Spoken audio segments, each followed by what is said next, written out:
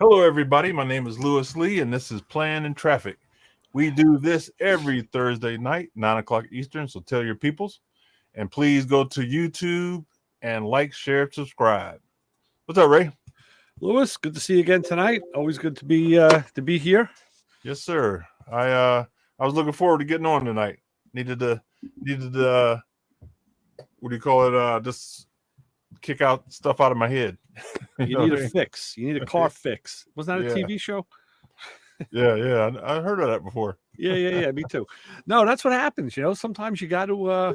I look forward to doing the shows, this show and then my Sunday show, because now you get to talk to the guys that are the Brain Trust. They're your boys, and kick things around and just see what everybody else is doing. So it's always good. Yeah. You had Carl Anthony on this week? We had Carl Anthony on Sunday. Yeah, he's always he's a great fill-in guest. He'll whenever I ask him to come in a week or two in advance, he always has something to do. And then if I ask him Saturday, he's like, "Yeah, I'll do it Sunday, no problem." So yeah, I just ask him on Saturdays from now on. Well, I talked to him a couple weeks ago, and I was like, "Hey, you want to come on?" He goes, "Oh no, I can't make it." Right. But like you said, if you hit him like right now, he'll probably jump on. ask him like Wednesday or Thursday afternoon. Right. Yeah. Now, he's a good guest because his thing, automobileblog.net, man, they cover all the current stuff. They got their fingers on the pulse of everything, Yeah.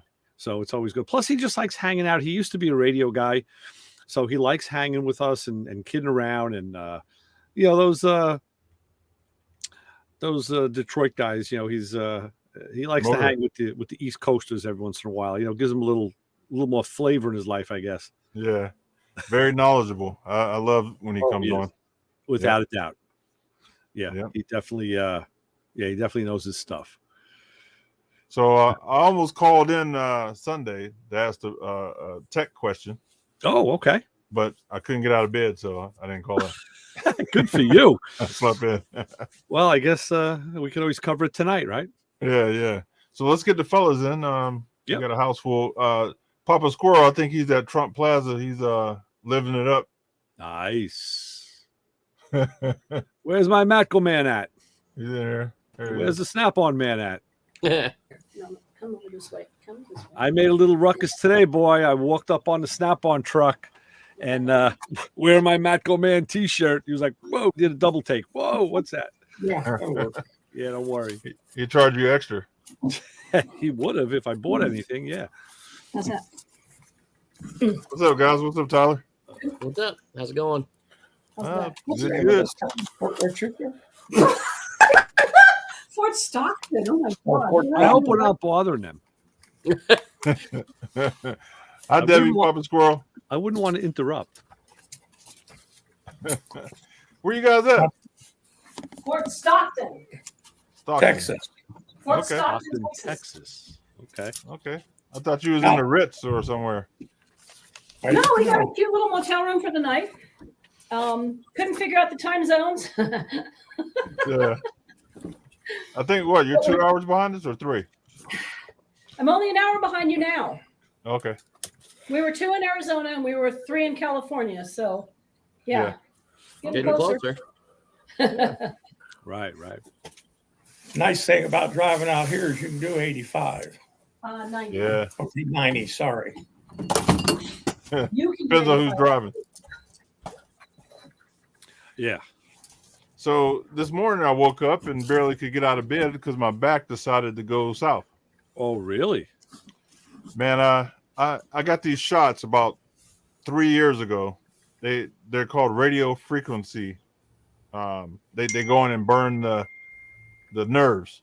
Right. So I got it done 3 years ago. The doctor said, "Oh, this usually lasts about 2 years," but it ended up lasting like 3, almost 4 years. So I've been lucky. But man, it's coming back with a vengeance, man. I had epidural shots in my back years ago, and they said you got like 6 months or so. I got a couple of years out of them. They really did me well. Yeah. But then it comes back. Yeah. So I'm waiting on the doctor to fit me in so I can get back. I don't want to go get those shots because they hurt. Oh my God. It was bad. First they had to shoot me with something else on each side, like I went in 1 week, they did one side, next week they did the other side, just to find out exactly where the spots were. Yeah, And once they found out where the spots were, then they went in with this radio frequency thing. They wanted to, they hit you with the needle first just to find out like where does it really hurt. Oh Like, my God, dude. okay. And it was an old lady next to me, man. She was laughing. I'm like, dude, are you getting the same thing I'm getting? Because she's taking it like a champ, man. I'm in there crying and hollering. She's like, you sissy, get out of here. That's funny. Oh Some my of God. those It was little terrible. ladies are tough. Well, you Yeah. know, that's like a couple weeks ago. I got 2 cortisone shots in this hand and one in the thumb, and the guy says, I'm going to spray you with this stuff that's really cold, and tell me when it's so cold it hurts. So he's spraying me and spraying and spraying. He says, is it cold? I'm like, yeah, it's cold. He goes, does it hurt? I was like, no, man. I said, it feels like I got a blast out of an R12, like an AC blast. I'm like, it's cold, but it don't hurt. I said, did I forget to tell you that I have a pretty high tolerance to pain?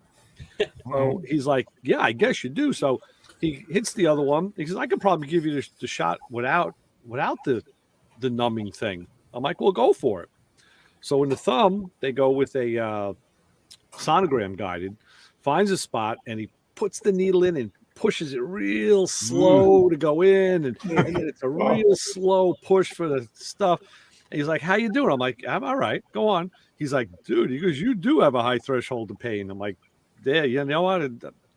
I said, I could probably tell you 5 other things I've done that hurt worse than this. So no big deal. Wow. Well, the next thing. With Go a ahead, hammer. Parker. Yeah, hammer. Right. Hammer being one of them. I'll tell you the next thing I got done when I got the carpal tunnel, they put those electrode things on. Yeah. And when I tell you they send some juice to you, I felt it in my left toe. Oh my God. I was like, dude, are you trying to kill me? What are you doing? I had a test done. It's 3 letters. I forget what it's called, but they basically like they'll put the probe, like say in your shoulder, and then they'll measure at your hand, and they want to see how long it takes for the signal to reach, and then what level of pain you have. And that's always a lot of fun. Sometimes, no man, keep going. He's like, he's really turning. I'm turning it up. He goes, let me check. Even when I had a root canal done, the guy had a probe, and he's putting it on my jaw, and he's doing something, and he's like, oh, hang on, let me go. And he's fiddling with it, and he finally says, do you feel that? I'm like, no, I don't. And he pulls it out, and he put it on. I think he put it on maybe on my cheek or my chin. I was like, wow, man, I feel that now. He's like, holy shit, man, you don't need a root canal. You need like a sewer service. It's like that thing is so dead. It was like no nerves. It's like this packed with wood. I was like, okay, That's at least we know your machine still works, buddy. That's good. I hear you. So that was my beautiful morning, waking up, couldn't move, so I had to call off work. I didn't want to do that. Yeah, that sucks. But my back, you know what I mean? And the funny thing is it don't hurt all the time. It's just when I move certain ways, Yeah. it'll set it off. Or if I bend over, sometimes I can't get back up. Right. It's like a big nerve thing. Yeah, it probably is all nerves. Yeah. Yep. That's like the sciatica that I have. It's all nerve related. It feels like it's muscular, but it's not. It's nervular. And man, those nerves will kick your ass, man. I tell you. That's a new word, nervular. Yeah, I invented that one about 8 years ago. I said to my chiropractor, he was like, what? What did you say? I'm like, yeah, nervular. He's like, that's pretty good. Hey, they know what it means, right? Right. So my Toyota, it runs fine when it's real cold. It runs fine, or if it's no rain or no moisture, right? So I take it to work. It's running fine. On the way home, it starts puttering again. Then the check engine light comes on. I was like, all right, cool. I can get it checked. So I go to the auto parts store. He runs a scan on it. He says it's oxygen sensor on the 2 bay. Is that right? Bank 2. Bank 2, right? So I was like, okay. So I could see it. I'm like, okay, I could change that one myself. It's a couple seconds, right? So I'll take it out, change it. $200. Put it in, drive to work the next day, fine. On the way home, starts puttering again. Yep. Like, oh goodness, I spent Because you $200. should have listened to Brian shaking his head. It just because you got an O2 code doesn't mean you got a bad O2 sensor. You got to find out why the O2 light turned on, the O2 sensor. Whatever triggered, if it was running too lean or too rich or went out of specs, it triggered that sensor because that's what that sensor is supposed to do and say, hey, we got a problem. And that doesn't mean that the O2 sensor is Could actually be a bad bad. wire. Could be a bad connection or what. You know, Could be a bad coil. on the show, my partner Chris, what he'll do is if he gets a sensor code, he says, I got an oxygen sensor, so I'll just change them all. Because if one's bad, they're all the same age and they all got to be close to being bad. So he just changed. So Joe D, my other co-host, he calls that Swizzonomics. You know, instead of economic, that's Swizzonomics because it's just like, yeah, if one's bad, change them all. And then find out you still got the problem. So now you go to the next level of wasting money. And that's called firing the parts cannon at it because you just throw parts at the thing, hoping one of them is going to fix the problem. Right. And usually most people will pick the most expensive part because they're already geared in their head that I got to spend all this money. So they put the most expensive part on the car, and it turns out it was a bad ground or a 29-cent piece. Yeah. Yeah. I think it also threw a code for fuel. So I think it might need a good tune-up. Well, you know, really what you need to do, you need to look at the scan data and preferably on a scope that has graphing capability. That's kind of what you got to do to really see where your fault is. And if you have you get a scanner that has freeze frame, you can see what the freeze frame data is. That means it records data before and after the event. And then you can see like what happened at that moment in time. That's how you got to diagnose that stuff. Yeah. You can, so when you're saying sputtering, what do you mean by sputtering? Like lack of power? No, the car doesn't run smooth. It doesn't run smooth, like it's misfiring. Mm-hmm. And when the fuel code that you got, what was it? What was the number? Or do you remember? Do you have the? Shoot. Hold on. I was thinking the damp day was a big clue into what was going on. Right. Usually, I mean, but they don't have the the spark plug issue. I mean, wires issue or whatever. Right. Unless he has a bad coil. That's right. If he's got a bad coil, it could be or. Another issue sometimes is like where the valve cover gasket's leaking and fills up the tubes and it's arcing inside the. Yeah, but wouldn't it do it all the time? Not intermittent? Well, you're saying, I mean, there's only, I don't know how far do you have to drive in the morning? I mean, how far are you driving in the morning? About 5 miles. About 5 miles. So I don't know if like the car fully gets like warmed up. Maybe it's at a higher idle or a higher. You're at a different parameter with your specs, and then when you're coming home because it's not as cold, and it could be running. The parameters could be a little different for it running, and that's why you notice it because back in the old days we'd have a problem. You just kind of tweak the idle up a little bit, and if it took care of the problem, it was out the door. Right. But, I'd be curious. Here's one of the codes. P1354. That's a manufacturer's code. 22. And then I have. What's the year of the vehicle? Yeah. 2000 Toyota Avalon. Yeah, it's not a generic. What's up, Keith?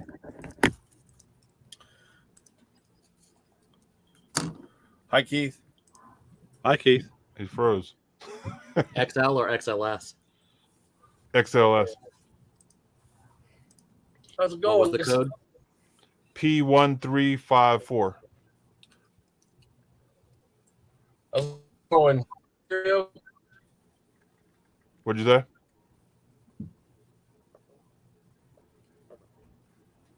Am I froze? No, you you're not frozen. hear me? Oh, and the first code I had that showed the oxygen sensor was what was it? P1105. Another manufacturer's code. So the 1354 has to do with the VVT system. Uh-oh. When's the last time you changed the oil? Yeah. About 2 months ago, maybe.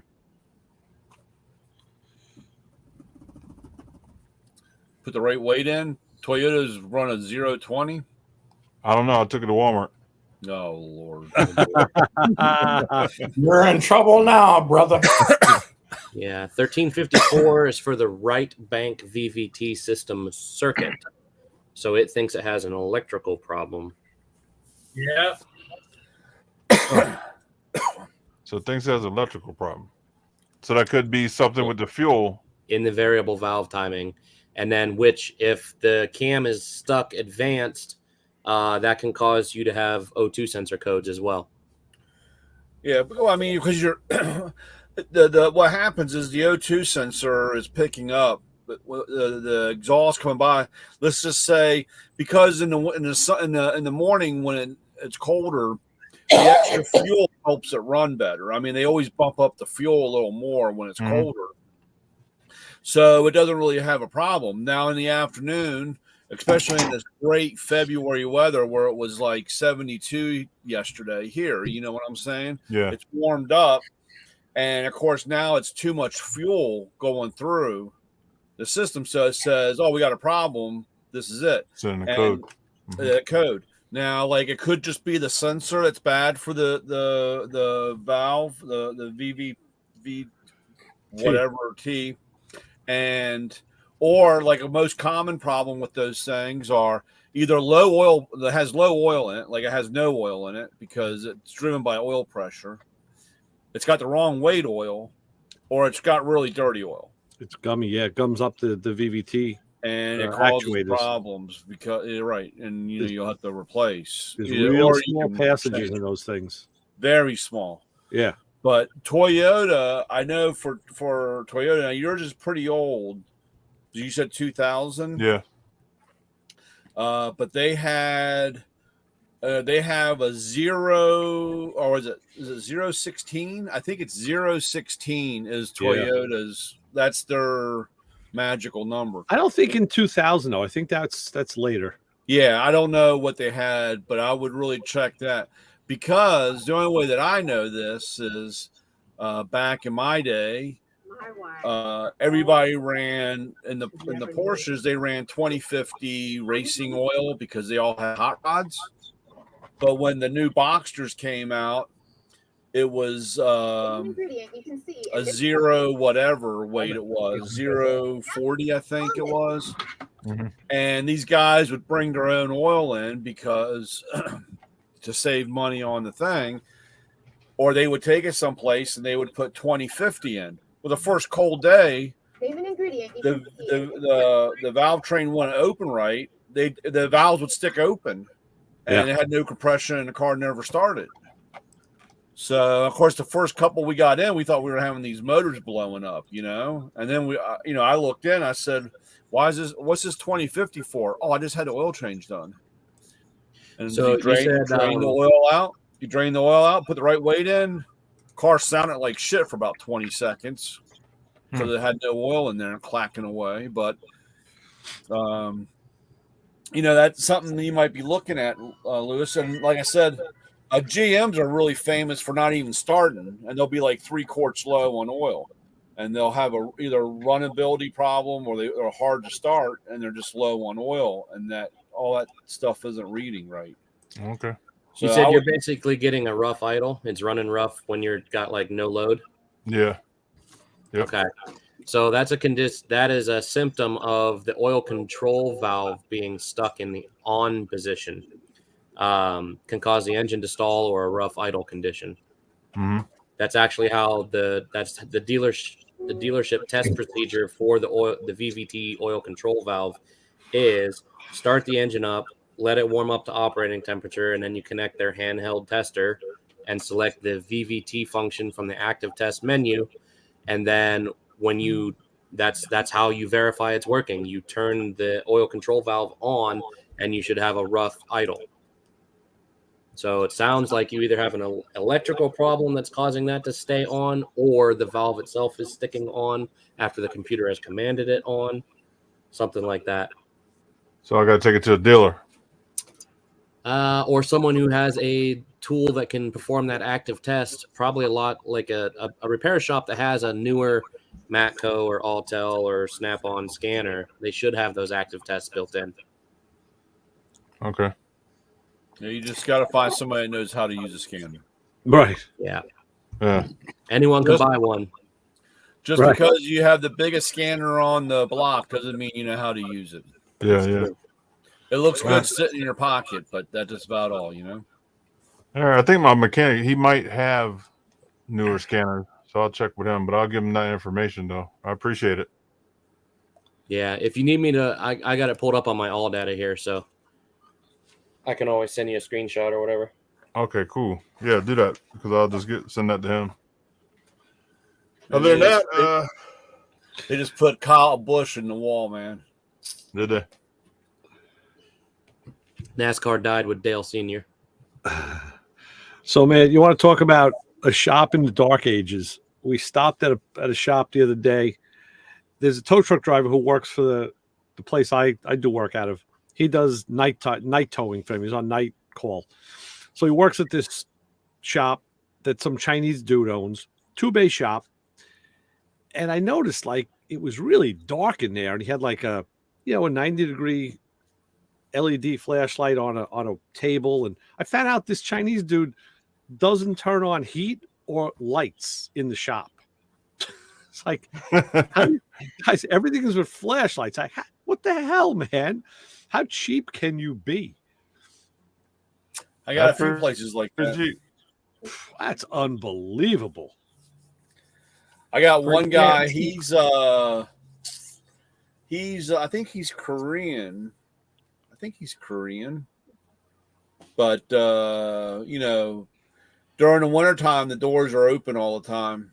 Wow. And I asked him, I said, why are the doors open? And he goes, oh, so people know that I'm open. Yeah.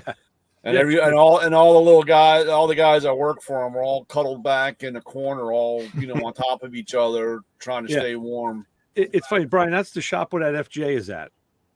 Oh, So, really? I don't know if he leases the lot to the car seller, but he probably does to make a few extra bucks. So even that's a shyster thing, because when I was looking at the truck, and then I went back over, I was talking with the tow truck driver, the guy Freddie, and my buddy Mike was talking with the guy on the lot, and he asked him about the FJ. I guess he didn't know we came together. And he tells him, it's a clean truck. It's really nice. It's got the 6-speed. He goes, so he's interested in swapping me because mine's an automatic. He can sell the auto easier. But he tells him, he goes, I think it's got a bad rear end. And I've heard of that. I heard that there were a lot of them had a bad rear end. I don't know why. I got another one in the shop, Ray, with the rear end. They're trying to find a rear end. They can't. Right. You've told me about it too. So, I'm like, well, he's not going to tell me about it, but he tells the other guy about it. So I was just telling my buddy, another buddy who found it online. I said, I was thinking about taking it for a test drive to the shop, and I'll swap the rear end out of my truck into that one and give, right? Keep the good rear end and then swap trucks with him because he offered a trade deal. I'm like, what? Yeah, the only problem with that, though, is with the automatic and the 6-speed, there might be two different size rears. Maybe, or maybe. And then you got your deal with the front, because the front diffs are different. Yeah, I'd have. But I was in the shop. There was a FJ there, and I was like, "What's that doing here?" And he goes, "Oh, noise in the rear end." And I was like, "Really?" And he goes, "Yeah." He goes, "Man, we can't find a rear end." So they said that like online, somebody was saying you take like one from a Pathfinder, apart from a Pathfinder, and apart from a Tacoma, and you got to build this. You Frankenstein this rear up for it. Yeah, I'm thinking about like a Tacoma or a Tundra. I know there's a lot of chassis parts that are the same in that line. So, and it's just a straight rear axle. It's not, it's not an independent rear or anything. So, How So bad I could it be? was really surprised. I was like, man, this is like my third one with a rear end issue. I gotta Well, look one of into them was wrecked. One was wrecked and it was all mangled up, and Right. of course they couldn't find they had to get a housing from one thing, and that whole thing was you want to talk about making sausage, dude? That was an ugly scene inside that shop when they had all those rear pieces laying all over the place. Yeah, that guy needed more stuff than just a rear end, but Yeah. I got to look that up. I got to look into that, what the basis of that is, because I've heard about it enough. But that car's not. I mean, that truck is not as clean as yours. That has more miles, right? no, it's got a little less. That's got 119, and Oh, mine yeah? has 135. Oh, I had the paint gauge with me because we just came back from the trip, so I was checking it all. I found a few spots of Bondo. I found some repair on it. I found a few things, but of course, it's Voodoo Blue, so that's a good sale color. Yeah. So, well, it was funny. Downtown Silver Spring here, in my area the other day, somebody ran into the old Starbucks to get some coffee and came out, and somebody was trying to steal their car. And unfortunately, they couldn't get very far because they didn't know how to drive a manual transmission. nice. So that's you can tell when you live in the national capital of the world of politics and everything that goes on, and that makes your top newscast. It's something good, right? Right. I mean, it must be a slow day for Right. them to put that as You guys are breaking up. Yeah, that's I don't know if you can hear me. now we hear you. you come in and out. You got to steal your neighbor's Wi-Fi, man. Yeah. That's Lewis's mode of operandus. You got to move closer to the window. Right. That's Dan Short's motive around us. You know what? I got mine hooked up through the Ethernet cable, and I just ran a test. I got kicked off a minute ago, and I just ran a test, and it said my thing's running fast. Nice. So I don't know why I got kicked off. It like slowed up and kicked me off. Right. Yeah. So Brian, I don't know if you heard, but I walked up on a Snap-on truck today wearing my Macco tools. I realized oh shit, I should button my shirt, but it was too late. He caught me. That's good. So it was funny because it was at a tool rental shop that's right past our shop, and he was outside standing there, and he was looking at this guy offloading a Kabato grader off a flatbed, and the guy was really good. He drove this thing like an ace. So I said, Bill, what are you doing? I'm like, was this entertainment for the day? He goes, no. He goes, this guy owes me money. He goes, I've been here 3 times today. So I said, listen, you got nothing on Brian. You got nothing on Macco, man. I said, my buddy Macco, I told him how you catch your skips at Harbor Freight. He goes, that's freaking ingenious of him to do that. Yeah. He goes, if I had the determination of the driver, or I felt like getting up on a Sunday, I'm sure I could do the same thing. Yeah. It's I was like, there the other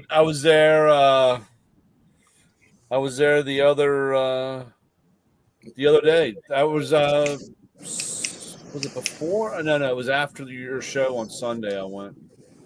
that story is now become legendary. You are Yeah. now the thing of legends. Because the people Yeah, it's hear about funny. that are like, that's brilliant. Yeah, those assholes. No, but it is. And it's funny because he says, I was here 3 times today. He goes, this, and then, he's talking to the guy, and the guy says, you got my box. You got my box.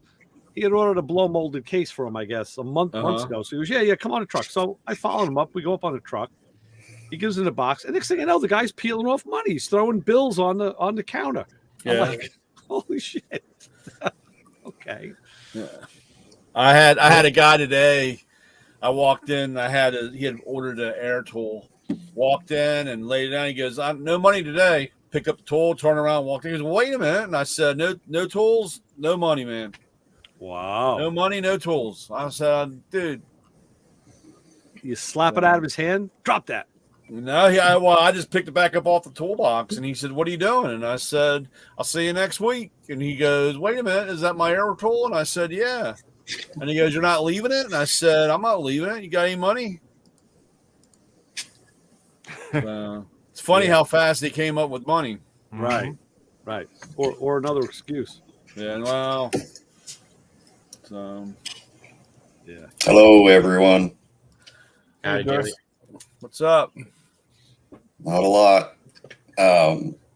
When you guys were talking about those O2 sensors and codes, I wasn't on here, obviously, but on that 04 Dodge Ram that I restored, Lewis, Mhm. I got a lot of codes on that. Some were about the coil packs, some for the fuel injectors, O2 sensors. So what I did is I kept the key off and took an ohms tester and went around to each one of those sensors and tested them to see if any of them were getting any power with the key off. And turns out the crank sensor was getting 5 amps of power with the key off. It should not. He meant volts. Yeah. That's Or volts. okay, 5 volts. That's a lot of amps for a sensor. Yeah. 5 volts that it should not have been getting with the key off. Which Right, that's a reference signal. 5 volts is a reference. That's where my short or the problem was at. I changed that crank sensor, reset the computer, and the only code that came back after that was the main bank O2 sensor, the one before the catalytic converter. So I changed that one. That code went away. That'd be bank And- one, sensor 1, yeah. Yeah. So that you may have to do that on your Toyota, is find where all the sensors are, leave the key off, take No, that my ohms mechanic. sensor. My mechanic has to do that. Right. Well, Right. or the mechanic. Yeah. Well, that's how I did it, and it worked out. All right, appreciate it. I'll pass Yeah. that on. Yeah. Look, if I bend over for, I mean, not even if I could bend over to check my oil, my back, it lights it up. It's unbelievable how fast. Yeah, Wow. I could be fine all day and bend over for a second. Boom. Yeah. Welcome to old age, Lewis. Yeah. Doesn't Yeah. take much. Yeah. When you have an injury like that, it doesn't take much. Yeah, it really Yeah. don't. Yeah. But I talked to my cousin. He's definitely got 2 airbag systems set up for that bus. Mhm. The one in the pictures I sent, he did inform me there's a guy coming to look at the entire truck this weekend. However, he does have another complete rear end, airbags, brackets, hardware, everything from another truck there at the property. So if that one sells, you still have that other option and be the same price. Be the same price. All right, sounds good. Yeah, but he's selling stuff off like hotcakes. So if you're really interested in looking at it, you might want to move kind of quick because, like I said, I didn't know he was advertising the one that I sent pictures of. Mhm. So if that guy buys it, obviously that one will be gone this coming weekend. Yeah. And 34 inches, he says, is the average frame as far as distance outside to outside frame rail. Okay. On I'll probably check it out tomorrow. Yeah, if you can get a measurement on that without breaking your back, that would be good. I'm gonna throw the wife under there. Or that. Well, you don't really need to throw. She's so short, she could probably walk right under there. Yeah. So. Don't tell her I said this, but I saw her driver's license and I could see her feet in the picture. Pretty close. Look, she gets mad because her feet swing when she's sitting on the toilet. Yeah, you got to build her a step stool, put in front of the toilet. Yep. They're gonna have his and hers toilets on the bus. Yeah. I thought I saved it, but there was a couple I watched a couple of I think it was Instagram. I thought I saved it, but they had bought a tool truck. They bought a newer It was a gear wrench truck that guy had gone out of business, and they were stripping it out, and that's what they were living in. That's so they were talking. They were showing all their solar panel stuff and all that stuff, and I thought it was pretty interesting. There's a lot of people doing it, man. It's unbelievable. 20 footer. Well, They were going back and forth whether they were going to keep the lift gate on the back. I'd keep the lift gate on the back. I was just going to say, if anybody's interested, my buddy Mike at the shop about 3-4 years ago, he bought the Snap-on guy's Snap-on truck because he bought a new truck. So, and he wanted it really just to have a truck with a lift gate because he was moving a lot of stuff. And now he's using it for storage. But he just told me the other day he's going to sell it. He's selling a bunch of stuff because I'm selling the Snap-on truck too. So if you know anybody who wants it, so was that a bread? It's a regular bread truck, right? An M55. No, it's It's longer. Does it have the sliding door like UPS trucks have? Yes, it does. It's an M55. It could be a 24 footer though. Yeah, it's fairly long. You know, it's fairly long. Yeah, a lot of people are using those for nomad type vehicles for living off grid in a vehicle. Right. I've seen a lot of videos of people converting them, which gives them a lot more. Yeah, I mean, they got batteries and inverters, and like I said, right, it's already got the plumbing. Yeah, Yeah. it has the stuff in it. So yeah. if you know Sounds anybody like the one to buy. I'm still up in the air. I think I'm looking at stuff and I think, okay, this is what I'm going to go with. Then I see something else and thought, dang, that would be a pretty good setup too. Yeah. So I'm still up in the air and just not really sure. Right now, my mind is on a 07 Chevy 3500, long wheelbase, 4-wheel drive, king cab, beautiful truck. But I don't like the fact that you can only go so high with a camper top. That means you're going to be bending over a lot while you're inside there trying to get comfortable and Well, sleep. they make the camper tops that pop up now, so they're low while you're driving, and when you're camping, they flip up. Oh yeah, I've seen those. When I thought too, well, maybe a slide-in camper in that, and I'm looking at that and I'm thinking, dang God. I'm going to have 25 grand into a rig that I haven't had on the road yet, Yeah, So I'm just being picky. I thought maybe a big bus like you have and drive it down to Arco and cut the whole back out and make a tilt gate, drive the Can-Am into it and just use that whole thing as basically self-sufficient off by itself. Look at the guys that are taking full-size school buses and turning them into crawler haulers. Yeah. There's a guy right up the road from me doing that. He took a whole 38-foot school bus and he cut about half of the body off. Right. And built a dovetail trailer bed basically on the back half of it. Yeah, like a toy hauler. Yeah. Yep. So that's where he's going to put his rock crawling Jeep, and then the front half will be a camper. Yeah. They've been doing that for a while.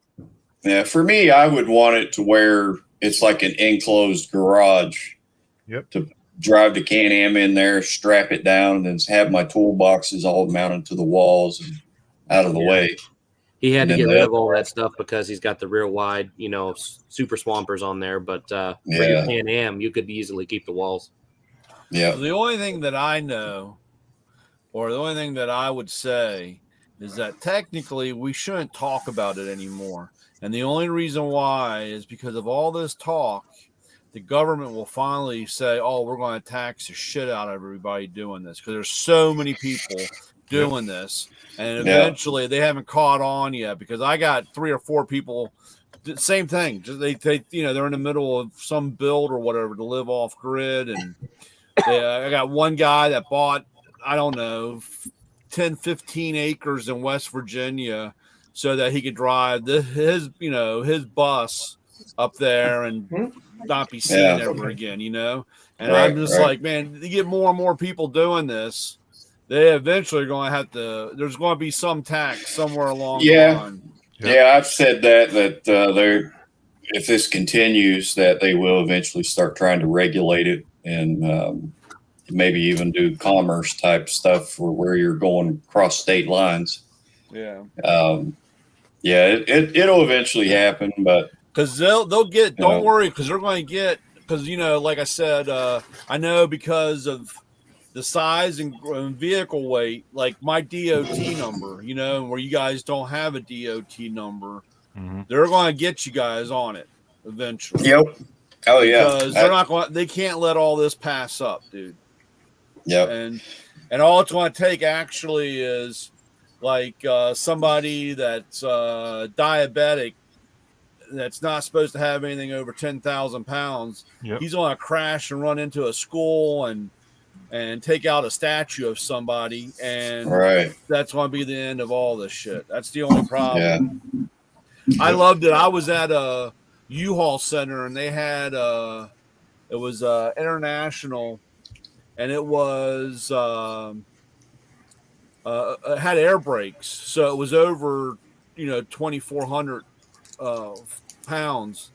And they had this lady renting a truck, and the guy said, "Have you ever driven a truck this big?" And she said, "No." He goes, "Oh, well, this is what you need to do," and cut her loose. And man, she took out like a tree and a lamppost, leaving the parking lot. And I'm Wow. like, and they worry about me and because of I don't have my health inspection, my medical card, Medical with me card. for one, Right. Yeah. So,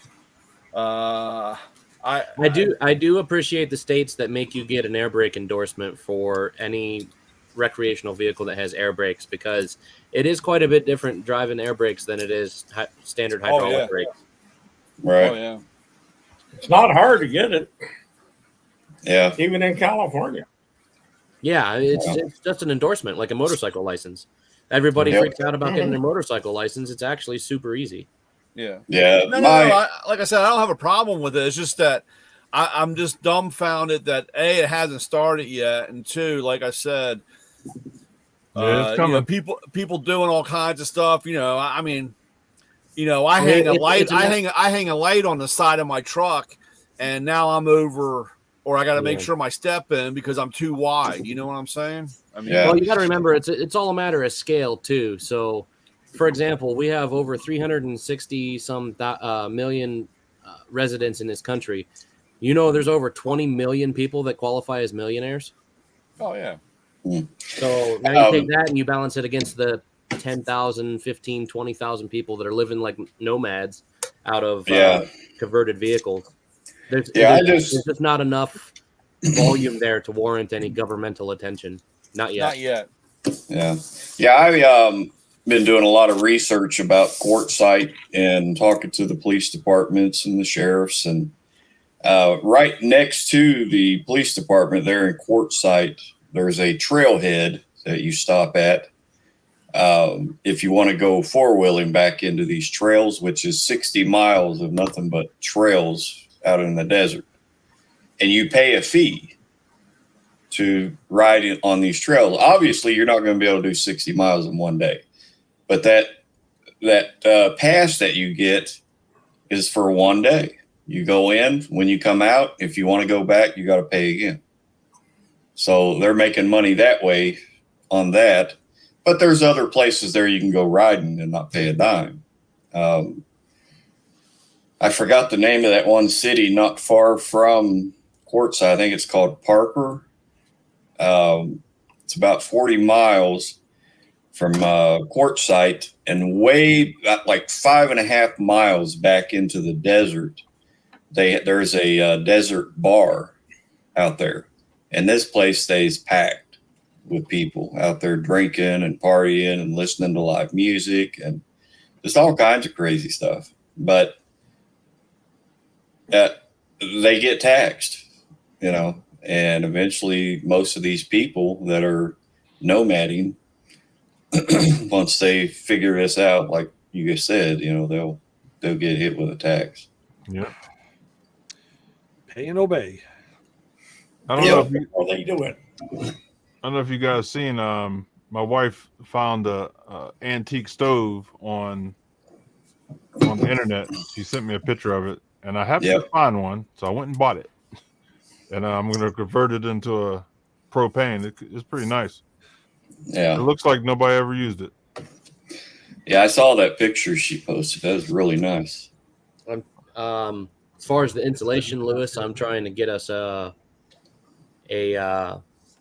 better rate if we can drive the buses over to Akron, where my buddy's company is, Mhm. and then he doesn't have to buy the portable kits. He can just spray them right out of his spray truck, Okay. and it should save us a bunch of money. So he's talking to his boss tomorrow about that. All right, cool. Here's my stove. Oh yeah. Oh Yeah, you can do baking and everything in that. Nice. Yeah, buddy. So I'm gonna be fancy. Yeah. Is that Yeah, cast iron? Yeah. I bet that sucker's not light. No, probably why your back hurt. 300 pounds. You have an approximate age on that thing, Lewis? 1933. Very nice. Wow. Cool. That's And to convert it over to propane, it already has the the nipple on it. yeah, where you just you turn it around and it goes to Yeah. the ball side. Yeah, yeah. Where did Yeah, you it's find that? Where did she find the stove? On buy sale trade, and it was a lady from my church. Oh, great. I was like, Yeah. that lady looks familiar. Yeah. My son brought me a Dutch oven yesterday. It's got everything with it. And that's going to be fun, making bread and nut bread and soups and chilies right on the fire. It's like they did back in the, I guess, cave days, I guess. But I did find one that had wood on one side and propane or gas on the other side, but it was a little too rough. right. But this one here is pretty clean. That cast iron pot that you have, that's what the cowboys cooks used out in the West. Yeah. You can bake in it, you can make biscuits in it, you can make a stew. Yep. About near anything you want to do with it. Yeah, this thing has it's got a 2-part lid, and it locks on, and then you got this long rod with a hook that you use to hook onto the eye hole on the lid, and you twist it to remove the lid. Well, if you're baking, like you said, biscuits, it's got a cast iron frying pan that's just round that sits down inside the Dutch oven, and then the lid obviously is the cover, and then you just lay your biscuits out, put that lid on, and start putting your coals on the lid and around the bottom. Just let her bake. Yeah, I can't wait to try it.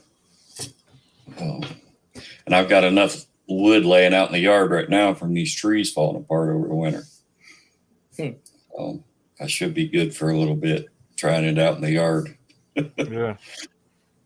Get you a cowboy hat. Actually, I have one. I just don't hardly ever wear it.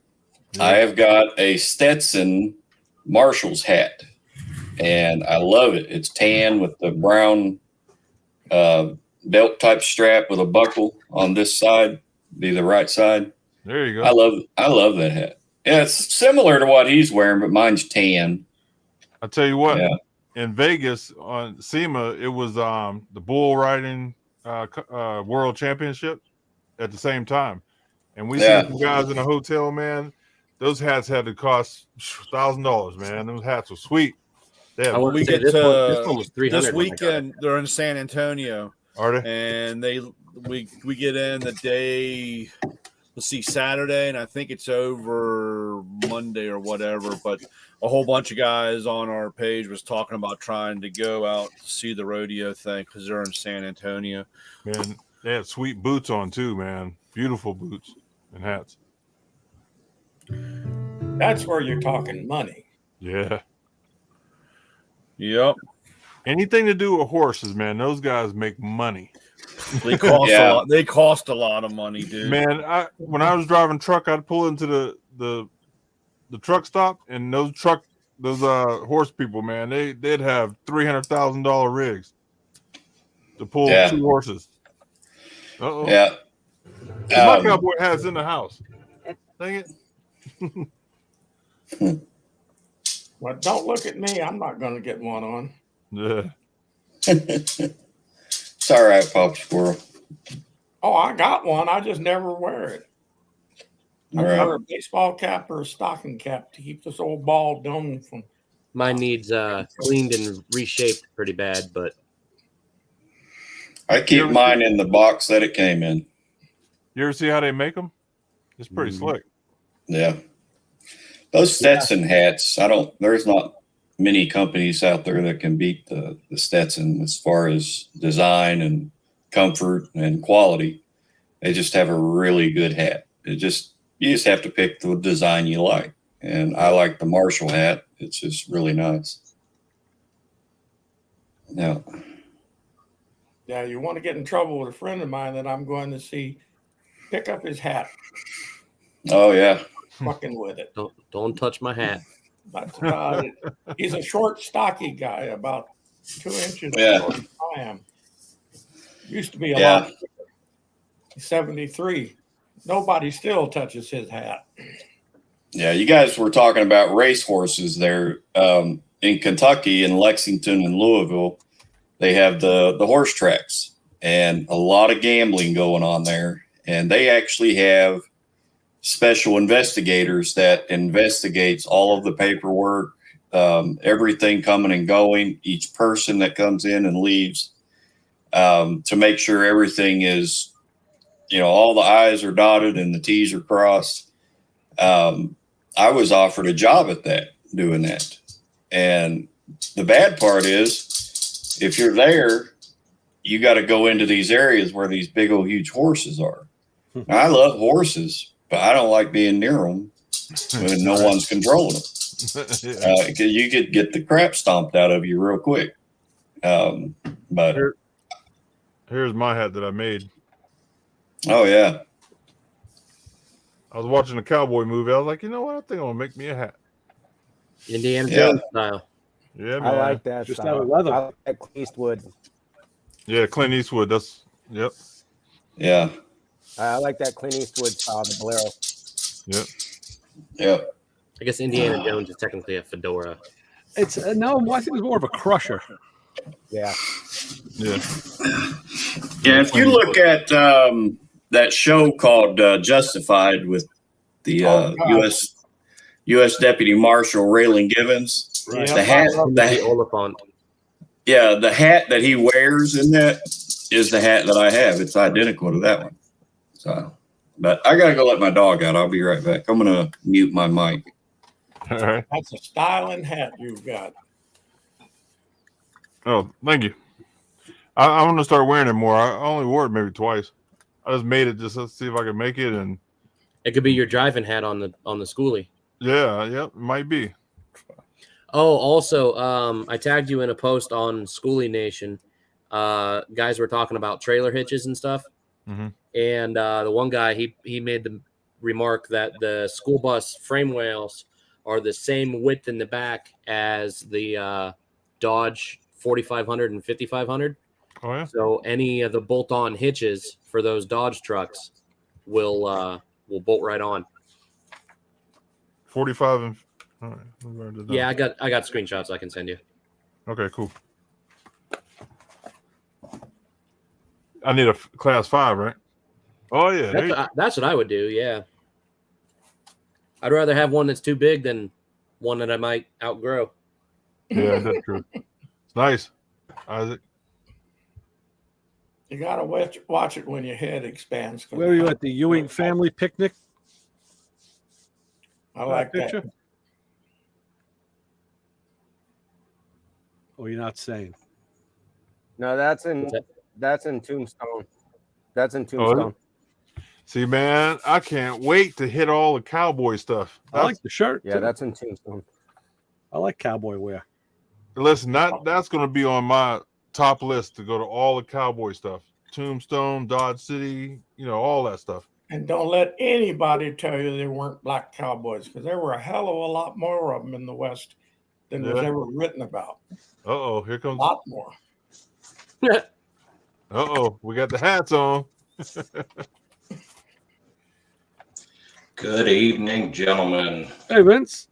What's going on? Hey, Lou. Brian. Papa Squirrel. So we went from Toyota misfiring to cowboy hats. Cowboy hats. It almost one heartbeat. Yeah. That's how it happens. This show is very unpredictable. That's Well- how it happens. Well, Ray, I was sitting in line today in traffic, and a Chicago song came on. So you know who I thought of. Very good. I appreciate that. Makes me feel good. I always think of John whenever I hear any kind of Chicago songs. Really? John, yep. Okay. Well, I just remember in some of the after hour or the second hour music chats, he used to talk about his music teacher when he was a kid. Always had him learning Chicago drum parts, and that just for some reason that stuck with me. And when I heard, does anybody know what time it is? The beginning of that song, I always think of John whenever I hear any Chicago songs. 25-624, any of that stuff. I always think of John. Yeah, that was something that we shared because my first drum teacher did the same thing. He turned me on to Chicago real early. And yeah, good stuff. Oh yeah. So they didn't try to claim that rock and roll people didn't know how to do music. My dad always thought that, and I just, okay, Dad, that's your problem. Yeah. Well, There's all sorts of hangups and misconceptions. There always have been, and there always will be. Oh yeah. Well, it's the ones that kill me are the people that are now discovering rock and roll or Stevie Ray Vaughan and other stuff like that. It's like, well, God, Stevie's been gone for quite a while, unfortunately, and they're, I don't know. And some of that might be fake. Some of it might not be. I hadn't got my new office set up yet, so not in the garage either, but I'll be there tomorrow. Nice. You've been doing a lot of running? Oh, well, yeah, a lot of the local stuff, because of what we do is so much with the intermodal where I'm at is so Asian oriented as far as in and out, where we'd have to get busy to be dead, to be slow. Mm-hmm. I mean, it's dead. There's I went to the port today to turn a box in, and there was a yard that used to be slap full of Amazon trailers, and they had rented a warehouse on the port. Again, all full of Amazon trailers Amazon in and out. Well, they had 4,000 people or so they laid off. Wow. That warehouse is damn near empty. That yard where all of that tractor, where all the containers and the road trucks used to be you couldn't put another one in there. Nothing in there. Gates locked up. So That's terrible. It's crazy. I mean, everybody goes, oh, we're going to get better. It's going to get better. And I'm like, when? Well, Joey might be back because we can hear his dog walking around. Yeah. Traditionally, this My year, dog's laying down. Traditionally, this time of the year is slow for intermodal anyways because of the Chinese New Year. And that's like a 2-week deal. But I mean, again, we'd have to speed up to be slow. So, Brian, I was using that little light you sent me with all my toys and goodies. Yeah. A buddy of mine, I was sitting on the yard doing some paperwork, and I see a record come in toting a red Kenworth 900. And I was like, I know that guy. The supply line blew out of the top of the pump, blew the fitting and everything right out of the pump. Wow. So I went over and was talking to him, and he's like, yeah, because my wife was on the way with the new part. And, I gave her a parts list, and I said, this is what I'm going to need. So he met. So I was over there, and I was using that little light that I got. I need to actually probably get 3 or 4 more of those from you. Yeah, just let me know so I can order up, and maybe one day I'll get stuff. Do they have any bigger sizes, or does it go just from like that one to like super huge? I had to look. I mean, we got There are so many lights. And, the biggest problem is, and I tell people, and Ray's probably can back me up on this, when you find a light that you like, you need to buy 3 or 4 then, because in 6 months or 4 weeks or a year later, they've moved on, and it's a whole different animal after that. And then, Very true. Dude, I lose them. I hate to spend a lot of money because I lose them. When I was with Tyler at PRI, I had lost my flashlight, and a guy gave us some, and I lost that one the other day. Really? Hey, Lewis, how many tire thumpers have you lost through your career? Oh man, I quit buying them because I would set it down. I'd dump my tires, walk around, set it down somewhere, drive off. Where the hell did I put my tire thumper? Lost crazy. another one. Lost another one. Yeah, we're not allowed to have those anymore. Well, I got to where I just started heel kicking them. Yeah, I could walk over and I just heel kick the tire, and I got a pretty good idea if it's flat or not. And I go, how can you tell? Well, Yeah, but you can't get on the inside one, though. You can if you got lugs as long as mine, and you kind of step to the side and kick in. But it's, again, as Lewis will tell you, you're not trying to get the pressure. A tire that's got 105 pounds of air in it, when you hit it, it's like a snare drum. It pops. If you hit it and it goes thud or bloop, bloop, any soft, you know it. And that's if you pop one and it doesn't just pop right back. Well, then that's when I go grab grab the gauge, grab the lines, and start checking tires. But so I grabbed this one autos or where was that? O'Reilly's, $6. But man, it ain't bright, man, like my other one. This thing, I gotta have a beam, man. This thing ain't worth nothing. I tell you what, this little guy, this little O-Light, yeah, it's like $60 or whatever, but man, it's rechargeable. I use it all day, every day. I only have to charge it like once every 2 weeks, maybe. Oh yeah. And it's a lifesaver. You can see it's worn down. It used to be all green. Yeah. That's from the inside of my pocket.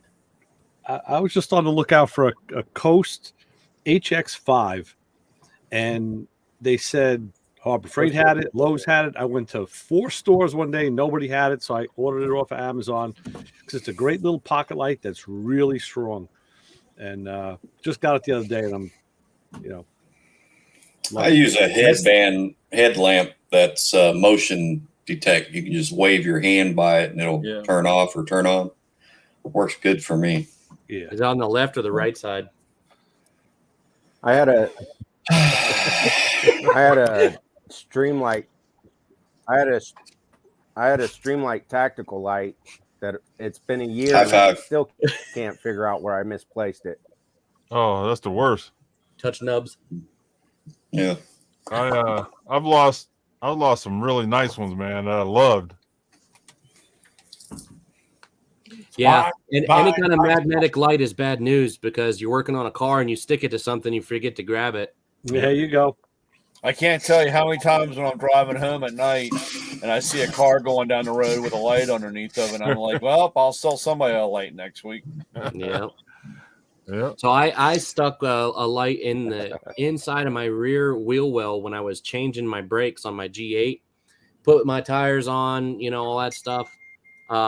Get the car ready to go for a road trip. I drove all the way to Georgia, and I'm at the track changing my street tires for my drag radials, and I look up and there's that light stuck in there still. That's a good magnet. Yep. You still got it, I hope.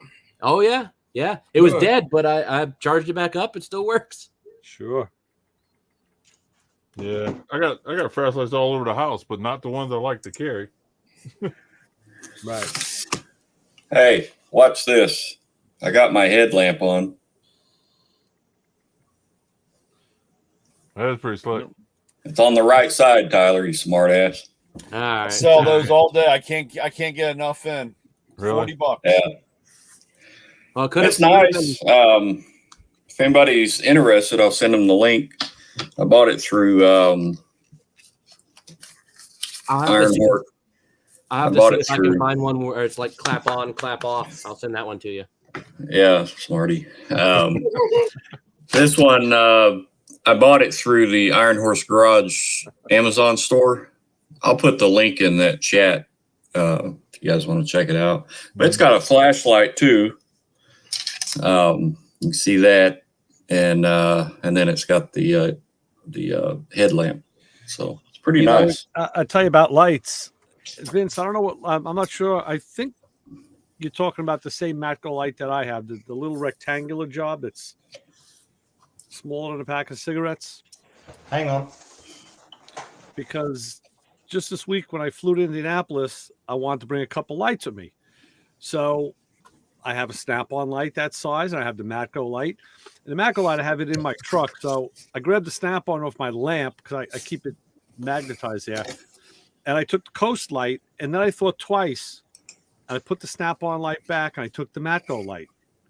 And my buddy Chris was curious as to why. I said, just for the simple fact, the Snap-on light goes broad beam, pencil beam, and then laser pointer beam.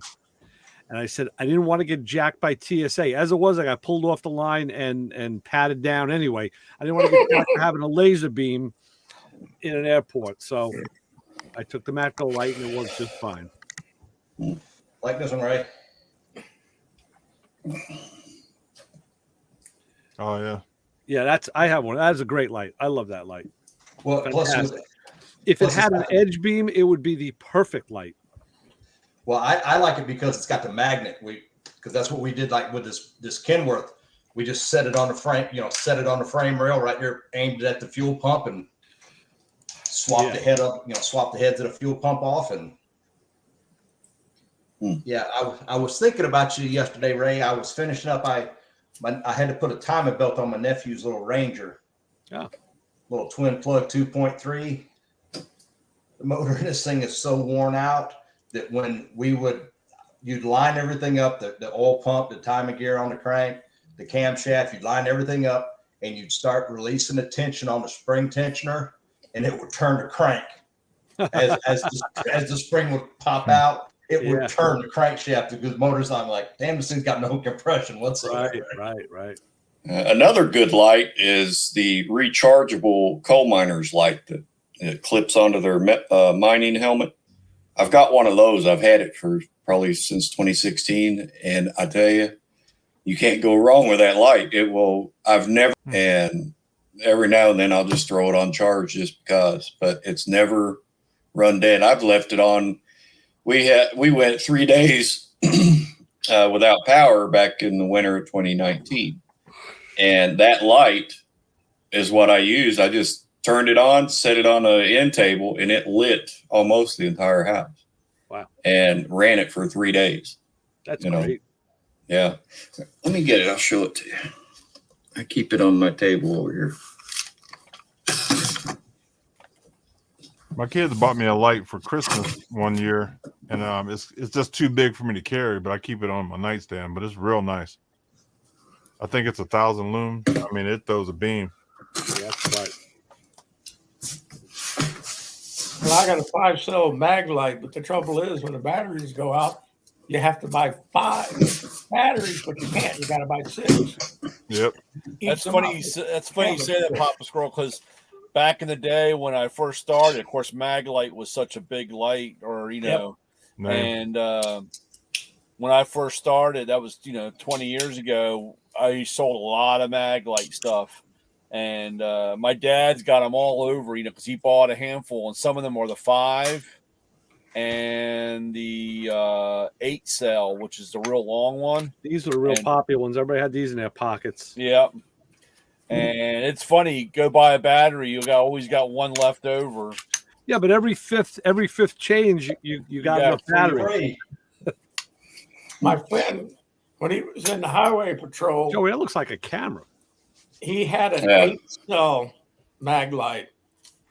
They made him get rid of it and put a baton in his place, and he argued with them for 6 months because he liked that light. Because I know. over the head with it, they stay hit.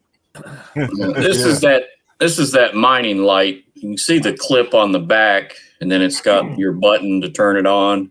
It's got 2 settings, one for regular light, the other one for LED. And you can see I mean, this sucker's bright. Let me turn this other light off, and you'll kind of get an idea. Who makes that light, Joey? There, I turned off my other light, and it lights up in here. Honestly, I'm not sure who makes it, but if you ever go through Eastern Kentucky or any part of Kentucky where there's a flea market, you can pick one of these up for about $20.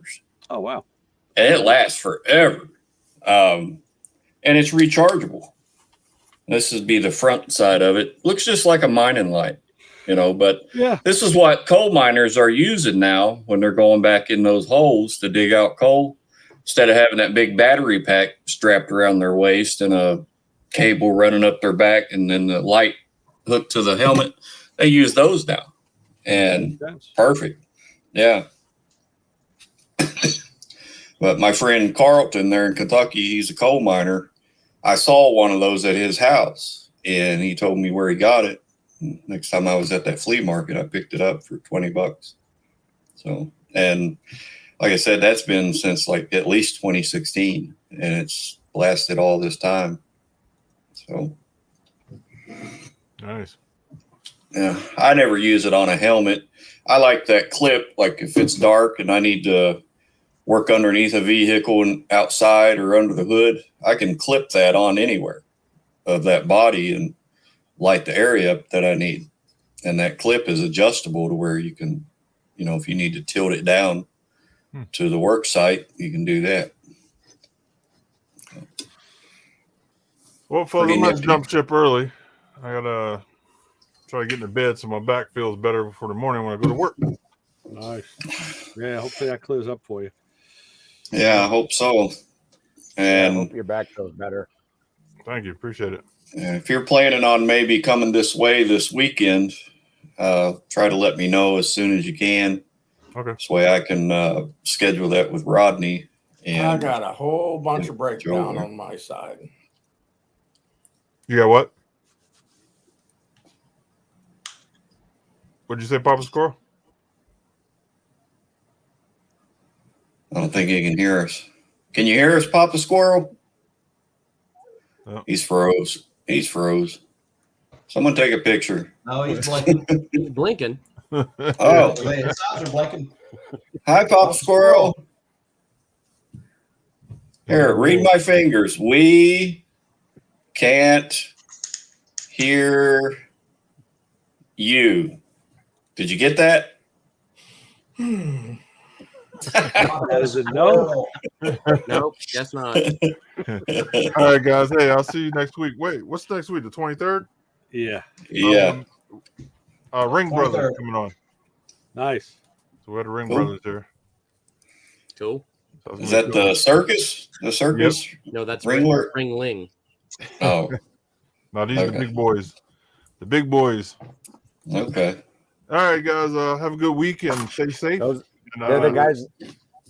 If you need anything from me, hit me up. You got it. All right. Have a good night. Good night. Take care. Be safe. Glad you're safe, Lewis. All Night, right. Lewis. Later.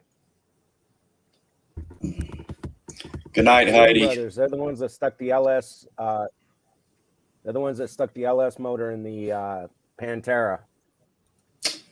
Oh, I think I did see that.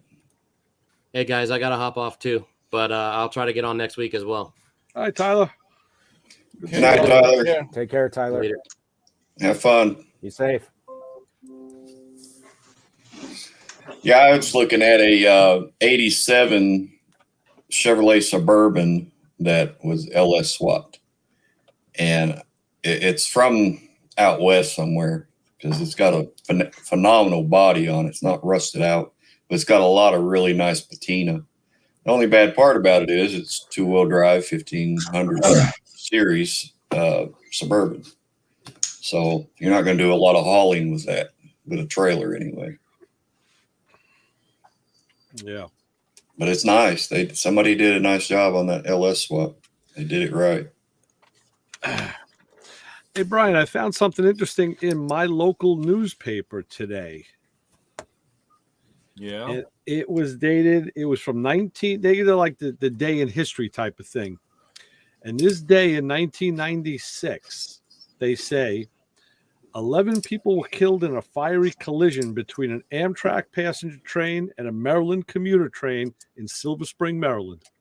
Really? This day in 96. Wow. And I noticed yesterday in this year, someone you may know, I'm sure you do, a guy goes by the name of Hoffmaster Auto Care in Silver Spring, Maryland. Yep. Started following me on Instagram. Yep. I see him on Wednesday. So or what do Tuesday. you tell him to make him follow me? Because I always got to wonder. Really? Yeah. He only has a few posts up too. A couple, a picture of a Porsche and some other stuff. But so I followed him back. Yeah, he's a good guy. He's got a guy there, Noel, and he's a Saab guy, and he goes out and finds these things, and when you say strip a car for parts, there's nothing left. Every nut, bolt. And he cleans them all up and paints them and sells them. That's what, for parts. Right. But if a car can't be fixed, if it's beyond fixed, he'll strip that son of a bitch. I mean, they're like, there's nothing left. I mean, it's just you think bear shell. Yeah, you figure it was you left it out. He's a professional, like out there in your part of the woods, Ray. Just there's no carpet, no headliner, no nothing. It's all it's just completely gone. Yeah. But they're pretty. They do some interesting stuff. He's got I don't know if it's still there or not, but I can't remember what year Cadillac. That was, I don't know if you remember a while back ago, he had that Chrysler on the front end rack. I sent you a picture. That was a long time. I think that was like 20 feet of a Chrysler hanging off on that thing, man. It barely fit on the front end rack. Right. But he has a handful of stuff. But Steve's a good guy. He's got a good group of guys that work there. He does just general repair? Yeah. He's the one that had the Grand National. They were doing the Grand National a while back ago. Right. I'll have to ask him why. I don't know, unless he just came across you. I figured you must have told him about me. I remember Patty. How would he find? How would he find me otherwise? So, did he from the radio? I mean, just Motormouth Radio. Yeah, he's following me on Instagram. Oh yeah. Huh. So let me see here. He's got some pictures up on his site. He only has 6. He only has 6 posts. What? What was that? Isaac? Friended with Brian on? Is he friended with Brian? Noel. I don't think Steve is. I know Noel is. Got a picture of this beauty. That was that they're trying to sell that. That was Mike's, a friend of Mike's. It's a 993. Guys, I think I'm gonna get out of here and go to bed. I'm tired. We do that to people. It's okay. Nah, can't you? It's been a long day, but it's good seeing everybody. You spent the whole day talking already. Yeah, Coach, you don't know me well enough to say that. So. No, we'll fill him in. We'll school him. Ray knows. He knows he knows I like to pick on people. So, but what was what is it? Is the Hoffmasters or is it Jeep 33 or what? Hoffmaster Auto Care. Yeah, that's from Mike. That's the guy that runs the front. That's not. He's only made 6 posts. He has 8 followers, and he's following 43 people. So he's not real active. Yeah, but he's chose me. So he might have heard me talk about you. I would imagine.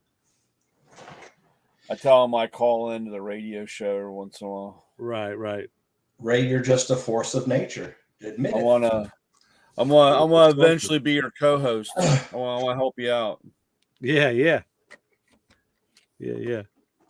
I was hoping my buddy Chris was going to come on tonight and talk about the trip we took because he bought this '59 Brookwood wagon, which is kind of cool, man. It's a 2-door wagon. You don't see that much outside of like nomad sedan deliveries, safaris. It's a very cool. Did they call it? Did they call those 2 doors like that a sport wagon? They may have. A lot of times a lot of times they called them sedan deliveries, especially if the rear windows were that was all panel. There was no windows. Right. It was like a panel. It wasn't a panel truck. So it's not a truck or a van, but yeah, I guess. Or they had 3 doors, right? Just only 3 doors, like on like. Do they ever have any 3 doors, like early? What was it? Early Suburbans? Do they have 3 doors? The 3-door Suburbans are rare though anymore. Yeah, because it had the driver's side and then the passenger and then the door behind the passenger, so that the back passenger didn't get out into the traffic. On a Suburban, you could do that, but on the wagon, the regular wagon, no, it's just got the 2 doors and then the back tailgate. But yeah, and this guy's got a yard full of stuff he's going to be selling off. He's got 32 Ford, a couple of 40s cars, a Bullet Bird. I sent you some of the pictures, Brian, so you saw some of the stuff he had. Yeah, it's crazy. Real nice. That silver 34 Ford, the Vicky with the full fenders and all. He just posted that. He's asking $56,000 for that car. That's a beauty of a car. Yeah, thing is something like that though, Ray. You could hardly build it for that. Right. And this one's got vintage air. It's got I believe it's a Chevy 350 with a 700 R4 behind it. Real nice sanitary, very clean build. Very nice. Yeah. But yeah, places like that I go crazy in, man. Just digging around, you'd probably find stuff that he didn't even know you had. He had a 55 Chevy convertible out there, and then he had missing the nose, but he had a whole nose like right by it. Fenders, hood, headlights are in it, grill, bumper, low valence, everything like right off the car. And I said, listen, what do you want for that nose? I need it. He goes, well, if the guy's supposed to be taking this convertible, and if he does, the nose goes with it. He says, if he doesn't come, I'll let you know. So my buddy Chris tells him the next day when he was talking to him, he says, oh, it's all my buddy Ray talked about on the way home was that nose. It's not really not true, but so John says to him, hey, listen, that's fine, man. He goes, if this guy doesn't take it, if he doesn't take the car, he goes, you can load that in a truck and take it with you when you go back, when you go home. Wow. So, wow. Well, go back the first week of April. I'm gonna drive back. So is that because just trying to clean up and get all the pieces and parts for that car, or why? That's so long? That's part of it. But the other reason, see, my buddy Chris was talking to this guy on the phone, I guess emailing and texting, and then on the phone, and then he finally said, "Listen, I got to come look at this car. You got to get boots on the ground and look at it before you really make an offer." And the guy knew now he was serious. He goes, "Yeah, we're going to fly out. We're just going to look at it." So that's what we did on Monday, and they made the deal. But we flew in, so we can't bring it home. It wouldn't fit on carry-on luggage. Yeah. So now what Chris did is he bought a trailer in PA, a 34-foot 3-axle trailer. He's going up there Monday to secure the deal on a trailer, and then he's bringing it to a storage lot where he'll keep it for a month. And then, because then when we drive up, that'll save us a round trip over the bridges with the trailer.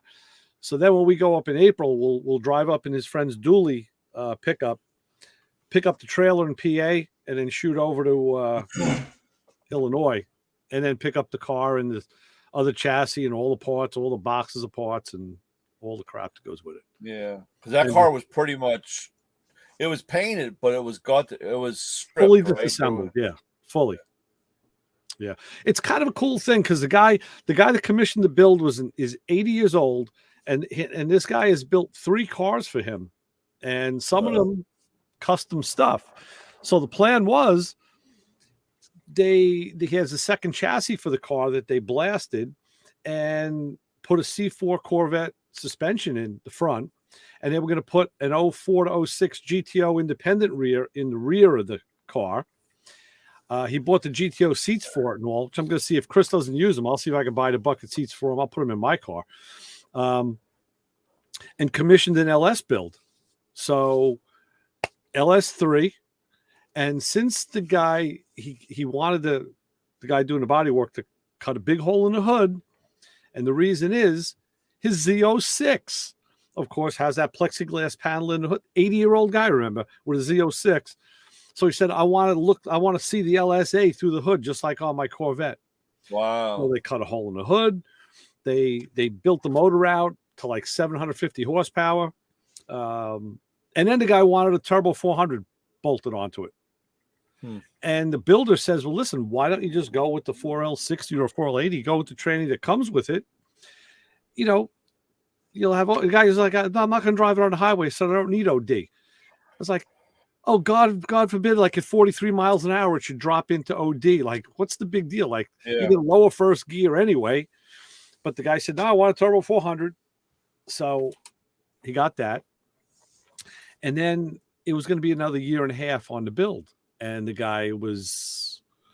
fellow who was building the car was just finished painting the guy's 57 Caddy Eldorado convertible in tuxedo black.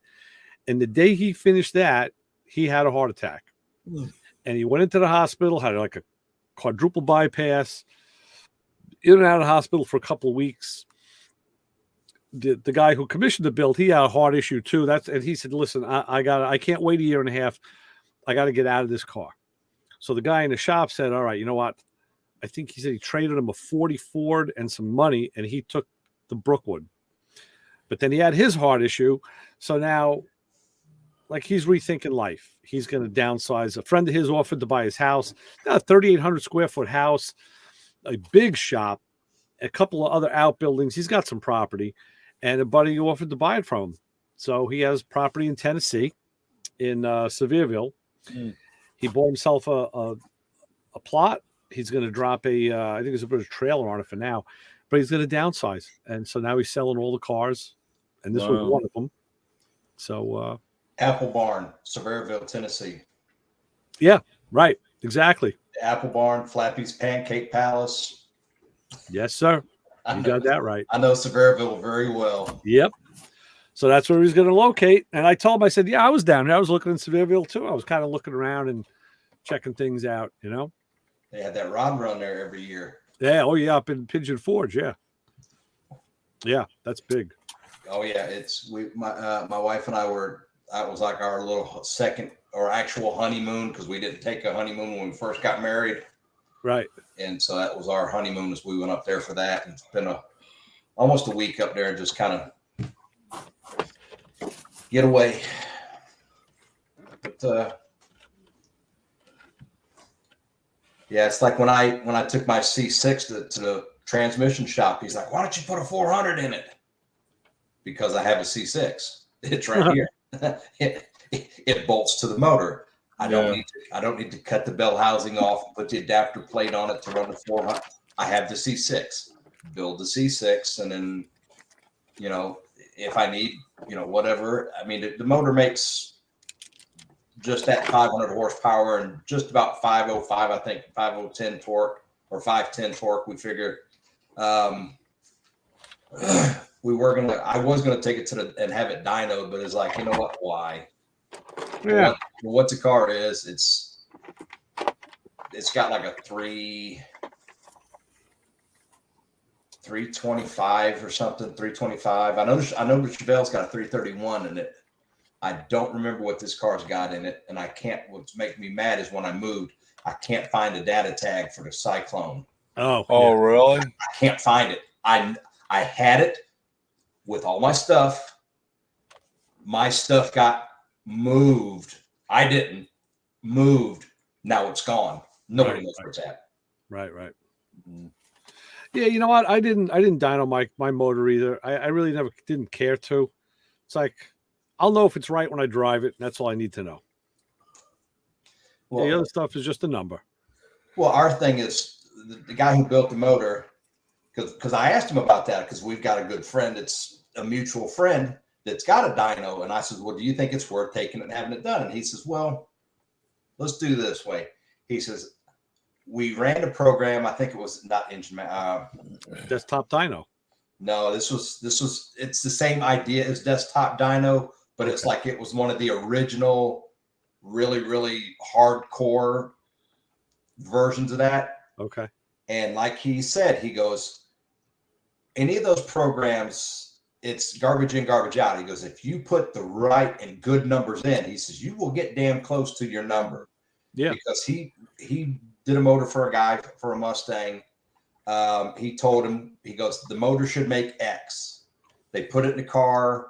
He made some runs. They took the mile an hour and the ET numbers and then do the calculations with the weight and all this and that. And found out that they were pretty close to, you know, the horsepower that it took to run that car that fast. And again, Right. doing the numbers, again, it was good in, good out. So, you know, Right. he's real meticulous when he does his programs and all that for the horsepower numbers and torque and all that. And Yeah. so it's, you know, and, you know, like I said, this being a 68 or 69 Dove A motor, I mean, hell, those stock of those were 385 horsepower. Yeah. So to make a 500 horsepower Dove A motor, it's, you know, a cam and intake swap basically is. Well, yeah, it's same like with the Pontiac motors. It's not a stretch, you know, and the components now being better than they were back then, it's actually easy to do. Yeah. I was talking to a young guy the other day about that, and I said, dude, you have no idea how well you have it right now. I said, because when I was your age and I wanted a part, grab my tool bag or a bucket, throw all my stuff in the bucket, and we went to the junkyard and we crawled through the junkyard looking for pieces and looking for parts and had to get it and make it fit or make it work. And hell, now there was that was a magazine I was reading,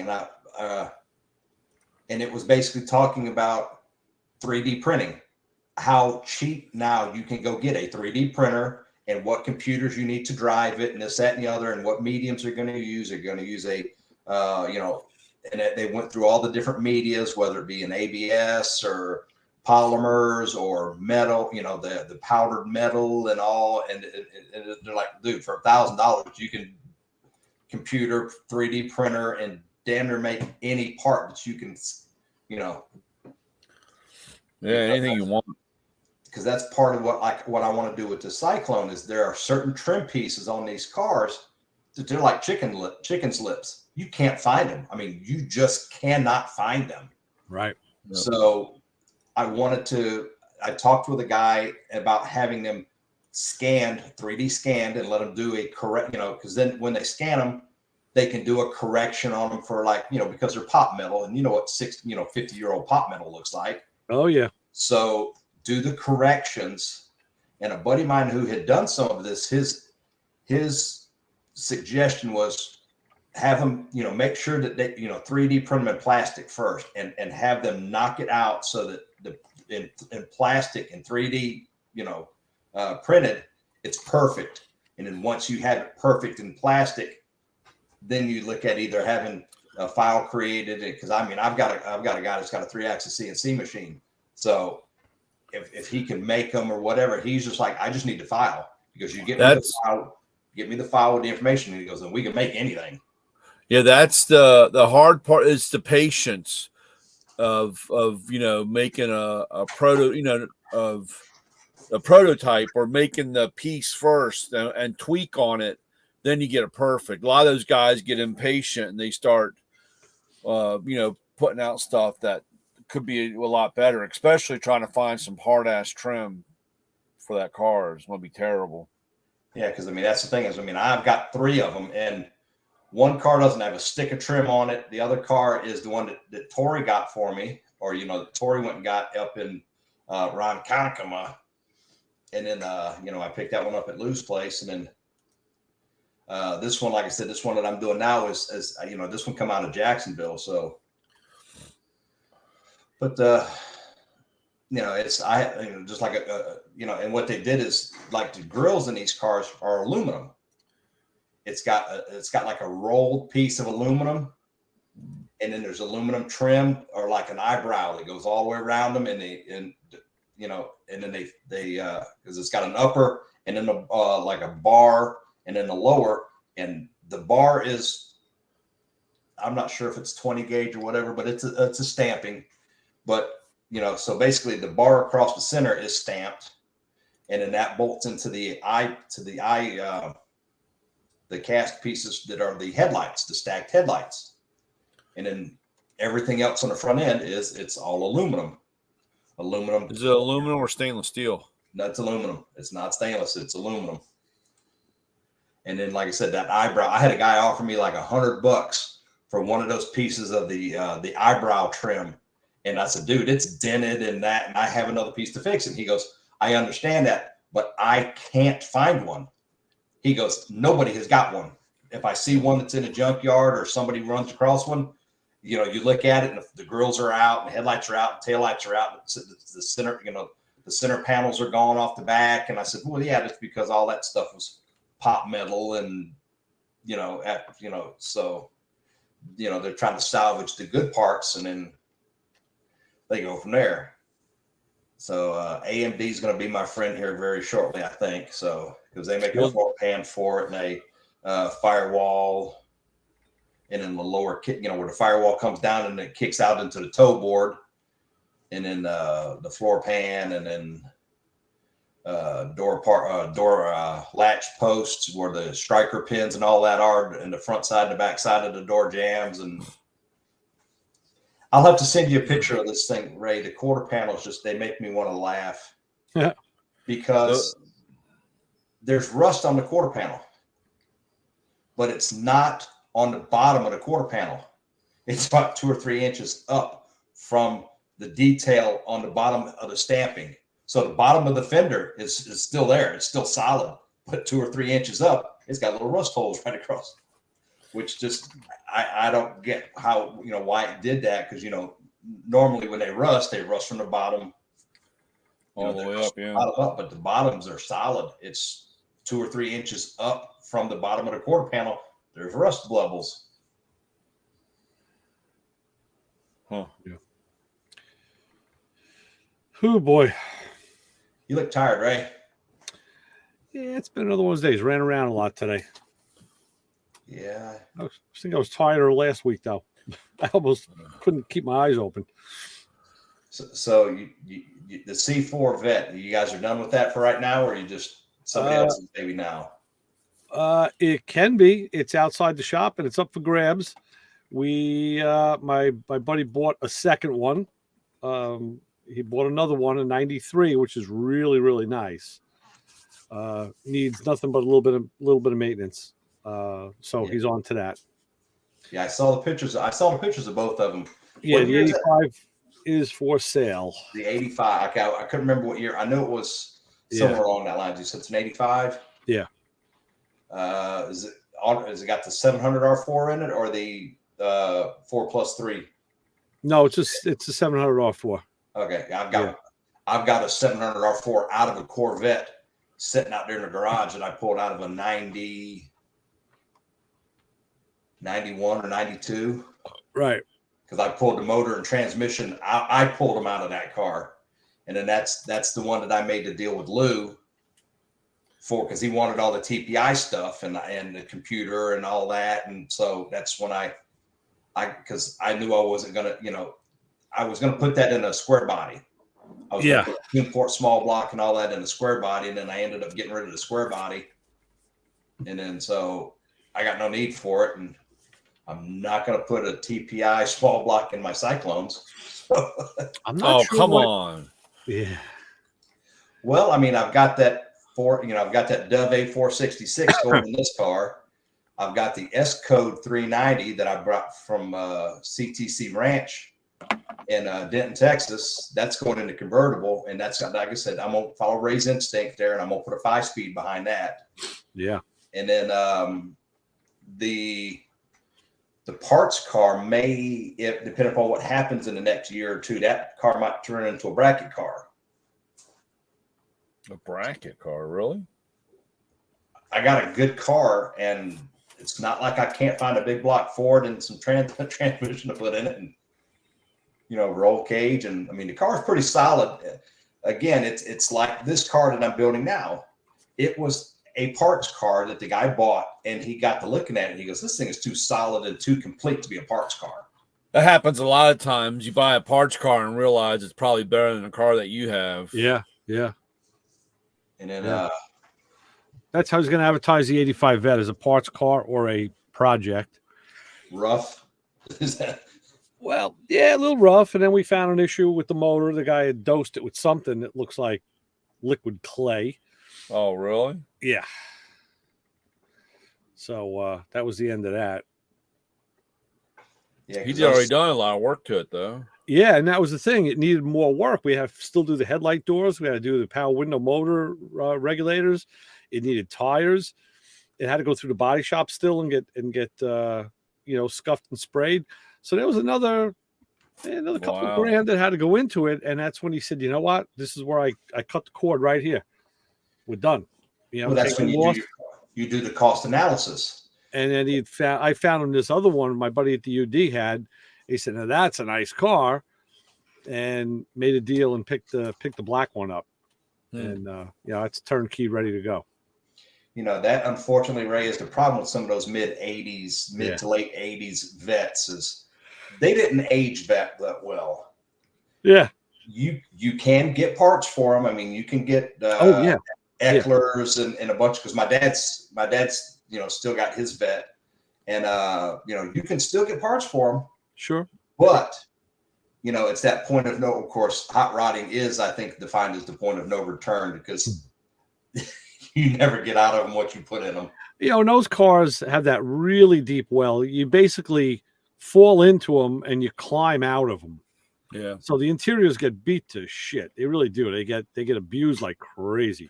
Really the one saving grace, though, even for those cars, is I'm 6'2", 300 pounds, and once I get in that car like that, because I've driven those C3s like that, or C3s. C4.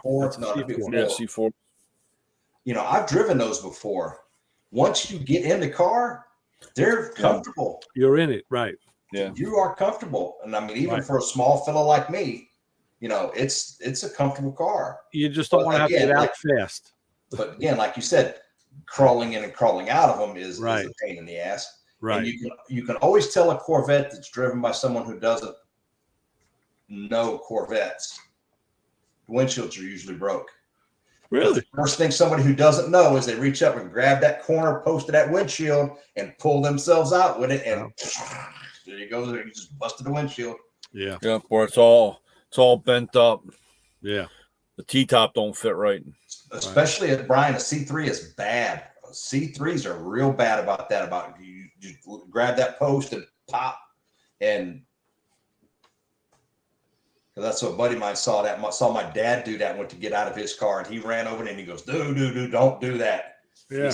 Don't do that. He says, "You will be putting windshields in this car." He says, flip your feet over, and if you have to grab the door, or my dad figured out how to get out of it, but he's like, because that was his first instinct is you grab something and start pulling yourself out of it. Like, I found a real easy way to do it. I took my left leg. Well, first of all, to get in, the way you get in is you take your right foot and you point it toward the gas pedal and just send your right leg in, and you kind of swivel your hip around, drop your butt down, and then lift your left leg in. It's almost like the hokey pokey. Almost. Well, right. Well, it's hokey, all right. And then to get out, I found if I take my left leg, swing it over the sill, and plant my foot on the ground solid, and then use my hand to push off the door sill to lift myself out of the seat, and then you can swing yourself out. Right. But that's someone my size. Right. That also works when you're getting into a car that's got a roll cage in it. Yes, exactly. My dad had a split bumper Camaro, and that's exactly how I used to have to get in that, because that car had a cage in it. Right. My big butt trying to get into that car was the same way. You got to kind of stick that in there and kind of throw yourself in there. It's exactly the same. Into the seat. And on the Porsche, I usually, when I'm getting out, I just put my arms like this, tuck and roll out. Oh, wow. Okay. Yeah, whatever works. That's almost the only way I can get out. Whatever works. Like they say, it's not crazy if it works. Yeah. So. But Yeah, you gonna be busy tomorrow, Brian? You think, or Me? yeah?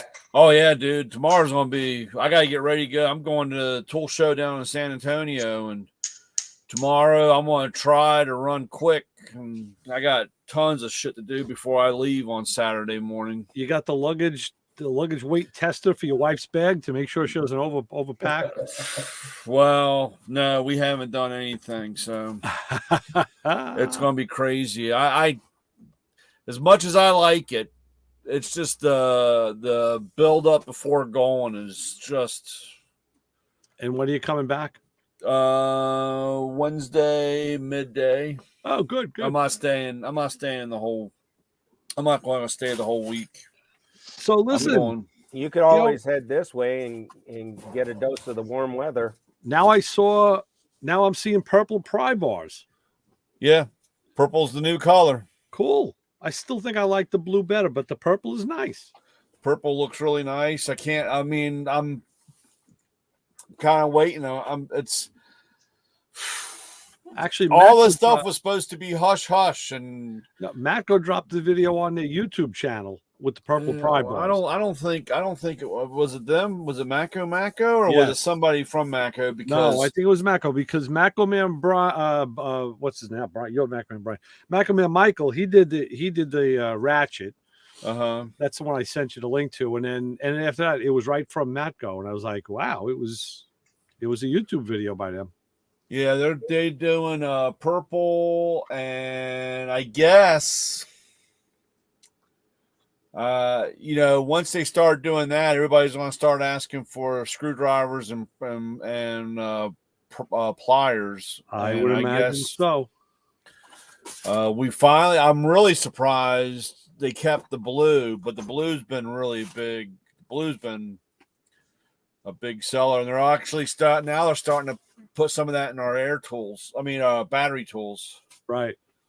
So yeah, I'll dig around on matco.com and see if what they show. Yeah, we still have those. I got a couple on the truck, I think. There's a bigger size. And I thought I had one here. It's made. It's the same idea. It's got the magnet and the swivel out and all that. Yeah. It's actually the only thing I don't like about it. It's got on one side of the bar coming out.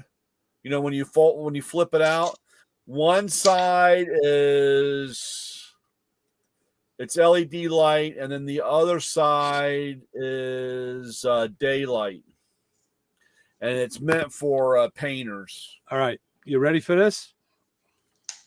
Am I ready for what? Okay. Oh yeah.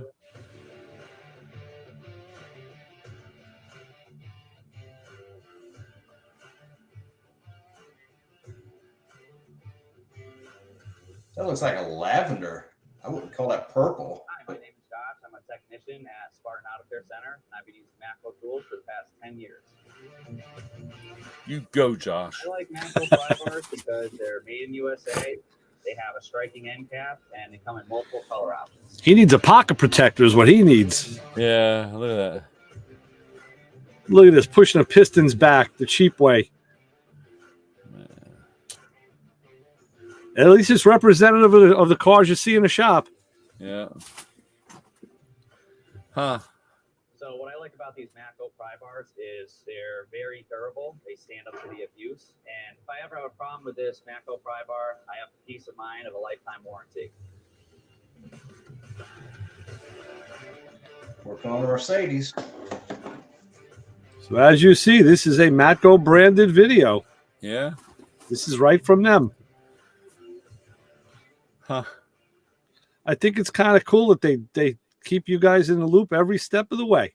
Oh yeah, every step of the way. It's like, wow. Yep. So, but the Streamlight one is really nice. I don't know if I have it. I don't know if it's in this catalog. I do agree. That's the only thing I don't like. I don't like the thing between the LED and the daylight. It has two different lights on two different sides of the bar. Yeah, but you said it's a little bigger than this one, though. Oh yeah, it's much bigger. Well, I Yeah, mean, some of them get pretty big and clunky with a really big handle. well, like I said, this one worked out perfect. Like when we were doing that timing belt on that little Ranger, we just stick, frame rail or core support or something, just stick it to it and kick the light on and kind of aim it where we, Like I said, if that had the edge light, it would be like close to perfect. Yeah, they call it the switchblade. Yeah. It's a bigger body. It's a bigger It's light. a bigger body, and it's got a bigger magnet on the end. Right. How many lumens, Brian? That is, let's see here.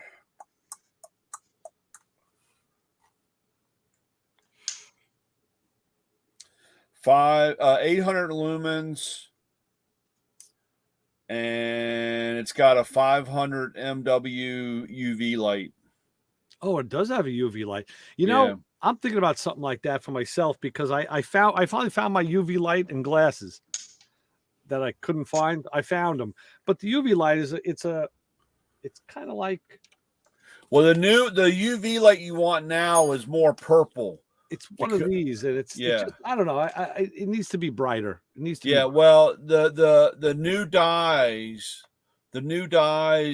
you need. It's actually more of a UV light. It's kind of like it's a funny blue light actually. This MW UV or whatever. It's because it's a different light because the dyes are a little different now. What they're I have using. a gallon of dye, so I'll be using this stuff for a long time. Yeah, and especially when you use an ounce at a time. So I got 128 of them to go through. The Stinger one is it's nice. It's just a lot bigger. I mean, it's a lot bigger than what you got there. Well, no, but this was great. I throw this in my bag, in my travel bag. Yes. Everywhere I go, it's in one of the pockets. That's a great light. And, like I said, can you get more of these or no? Yeah. I got, I think I've got 2 on the truck now. If not, I think I know I sold one today. I can always order those. Those we still have those. Yeah, I should get another one of those too. Yeah, because I want to get one for my son so he can throw it in his car, and because he's like I can't see to do. I said, well, you got a light, you got a flashlight or something, Yeah. Where this is, it's not obnoxious where it looks like a big light. And these are really good too. How much do they run? Well, you get the family discount, $1 million. You won't even feel it. Don't worry. You won't even feel it. Don't even worry. Well, this one's not a good picture of it, but this light here, it's like a pocket light, and it's got a knob on it, so you can adjust the brightness of the LED. And that has a magnetic on the base down here. Nice. I thought I had one here. I don't have any lights down here. I guess for that one. And then cheap. It's not in this one. This is an older catalog. Yeah, like I said, I'll get online there and I'll look around and I'll shoot you some part numbers when you get back. It's not right now, but I want to get a couple of these for, like I said, I want to give one to my son so he can put it in his car. And I got a couple of different toolboxes. Same thing. I just want to charge them up, throw them into toolboxes, and so that way on the Stinger, on the Switchblade, the UV's nice because when you extend when you open the night, open it up and you can extend it. And a lot of guys like it because they go down in between the radiator and the condenser. And with the UV and the brightness, it really shows where if there's a leak in between or whatever. Yeah. It's really nice. Or if you take out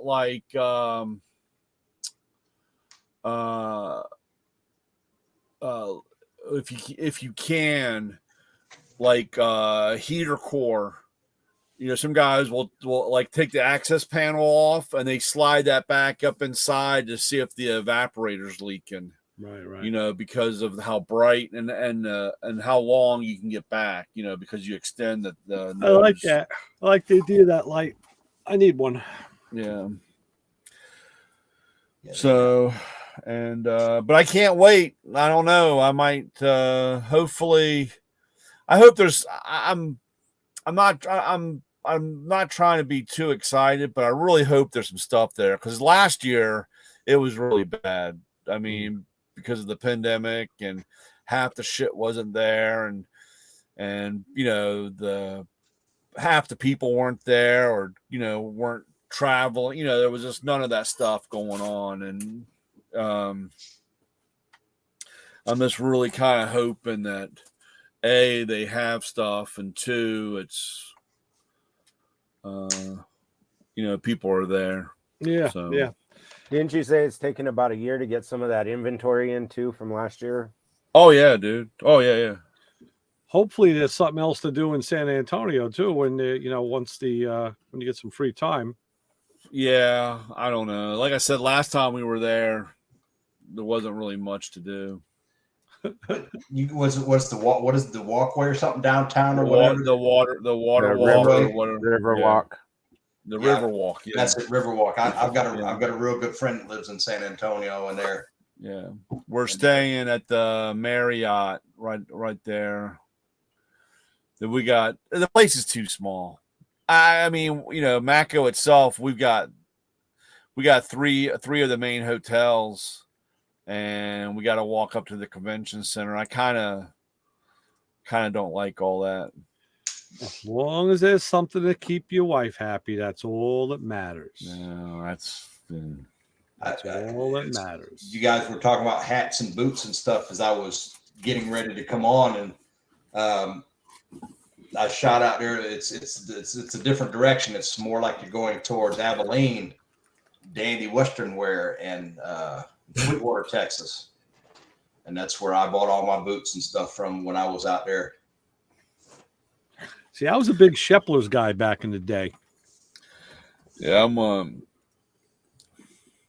had to polish up my my Cobra heads because believe it or not, this one is a Stetson. Okay. That the Indiana Jones, it is a Stetson. Okay. What are your Cobra heads, Brian? What's that? My cowboy boots. I got a set of the hood from the Cobra, the white and right. Yeah, I don't even know if I could fit in them. I could only imagine. You mean they're not the kind, the Cobra heads, they're not the kind where the tips stick up about a foot? Yeah, right. No, right. They don't stick up that high. They do stick up a little bit, but they yeah. I was looking for this. My daughter, I think it was here. Yeah, here. I thought these were funny.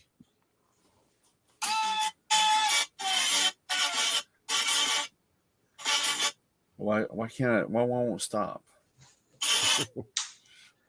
I know in my youth, I used to wear a lot of the cockroach kickers, as we always call them.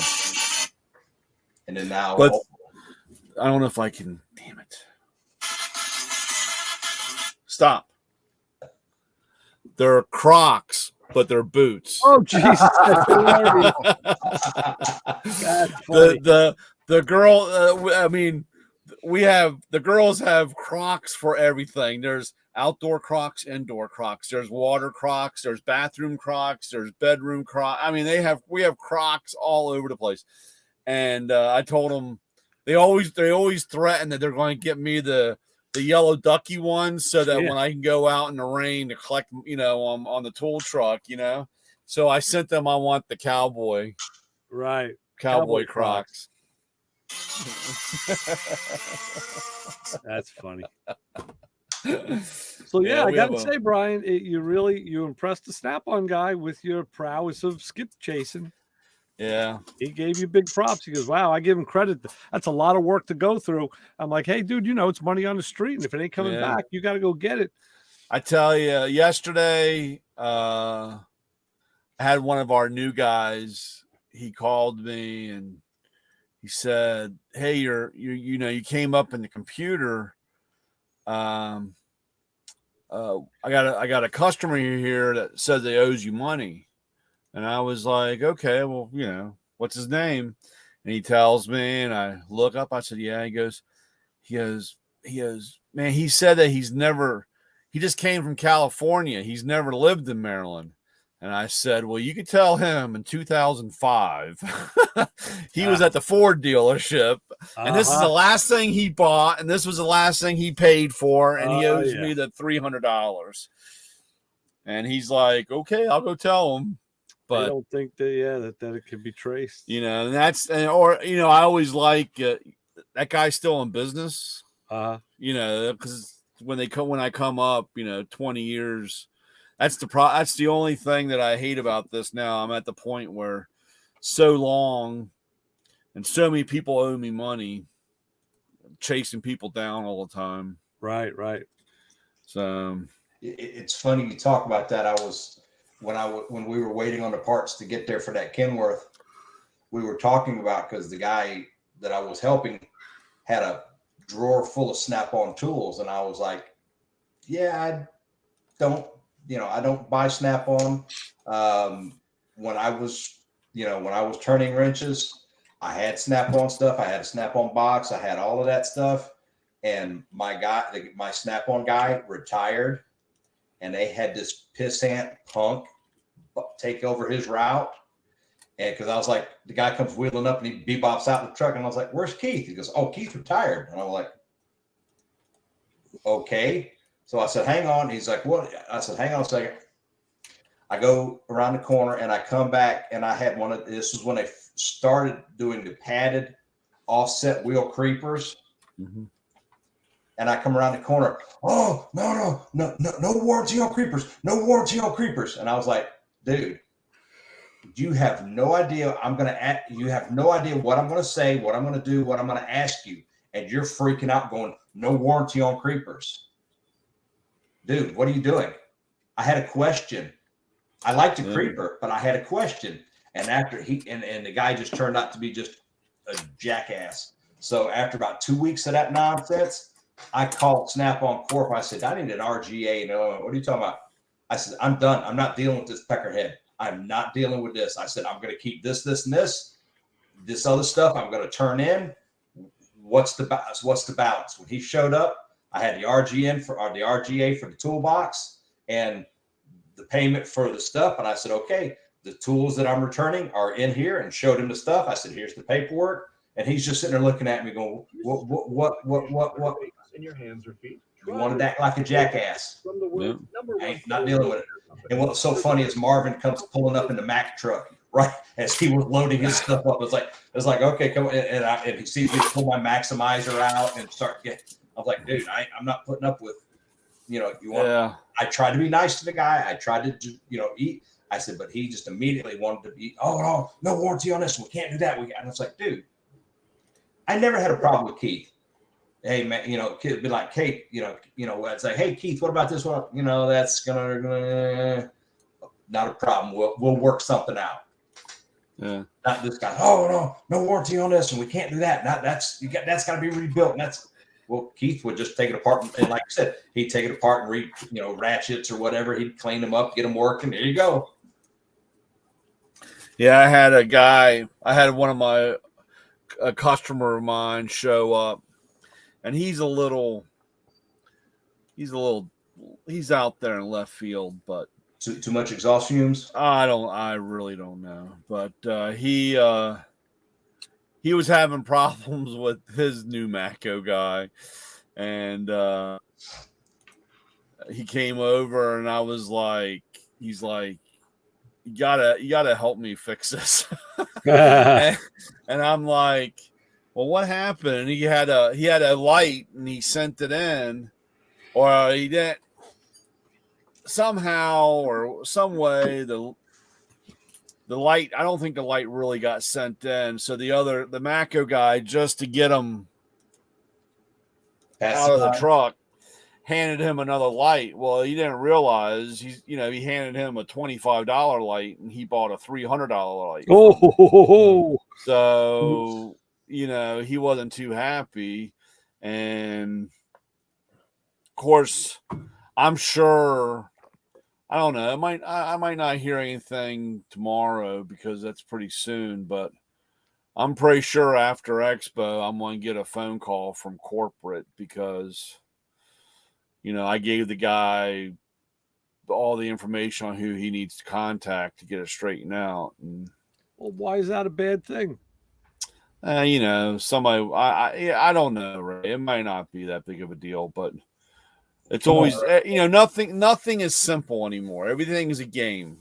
I mean, listen, I know you got a relationship with them and you got to keep it cool, but I think if corporate called me and gigged me over that, I'd tell them, listen, what's customer service if you don't give it to a customer? I mean, this guy needed help, and it's not like I gave him the dealer's home address to go firebomb his car. I gave him corporate's information.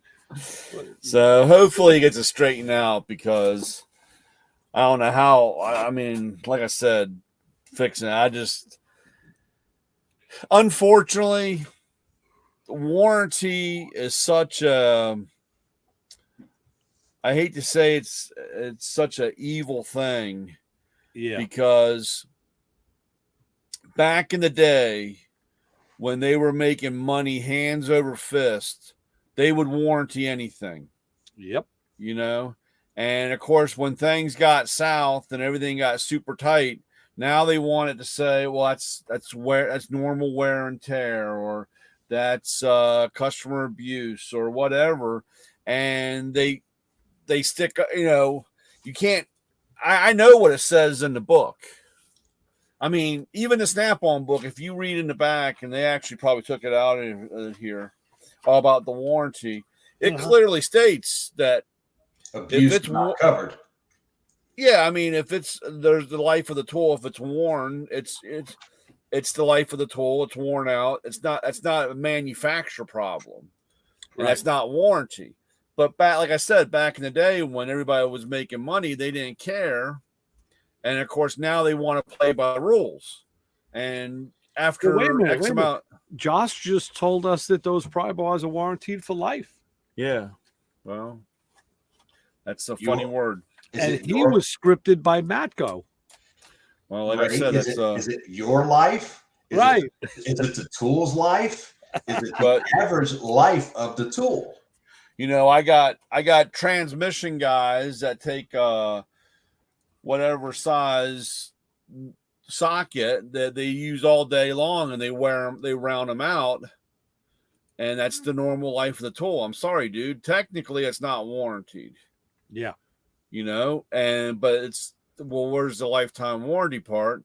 Now, I look at it this way. Some guys are really headstrong about this, like some of these guys that get in, and I try to explain to them later on the side when it's just pillow talk time.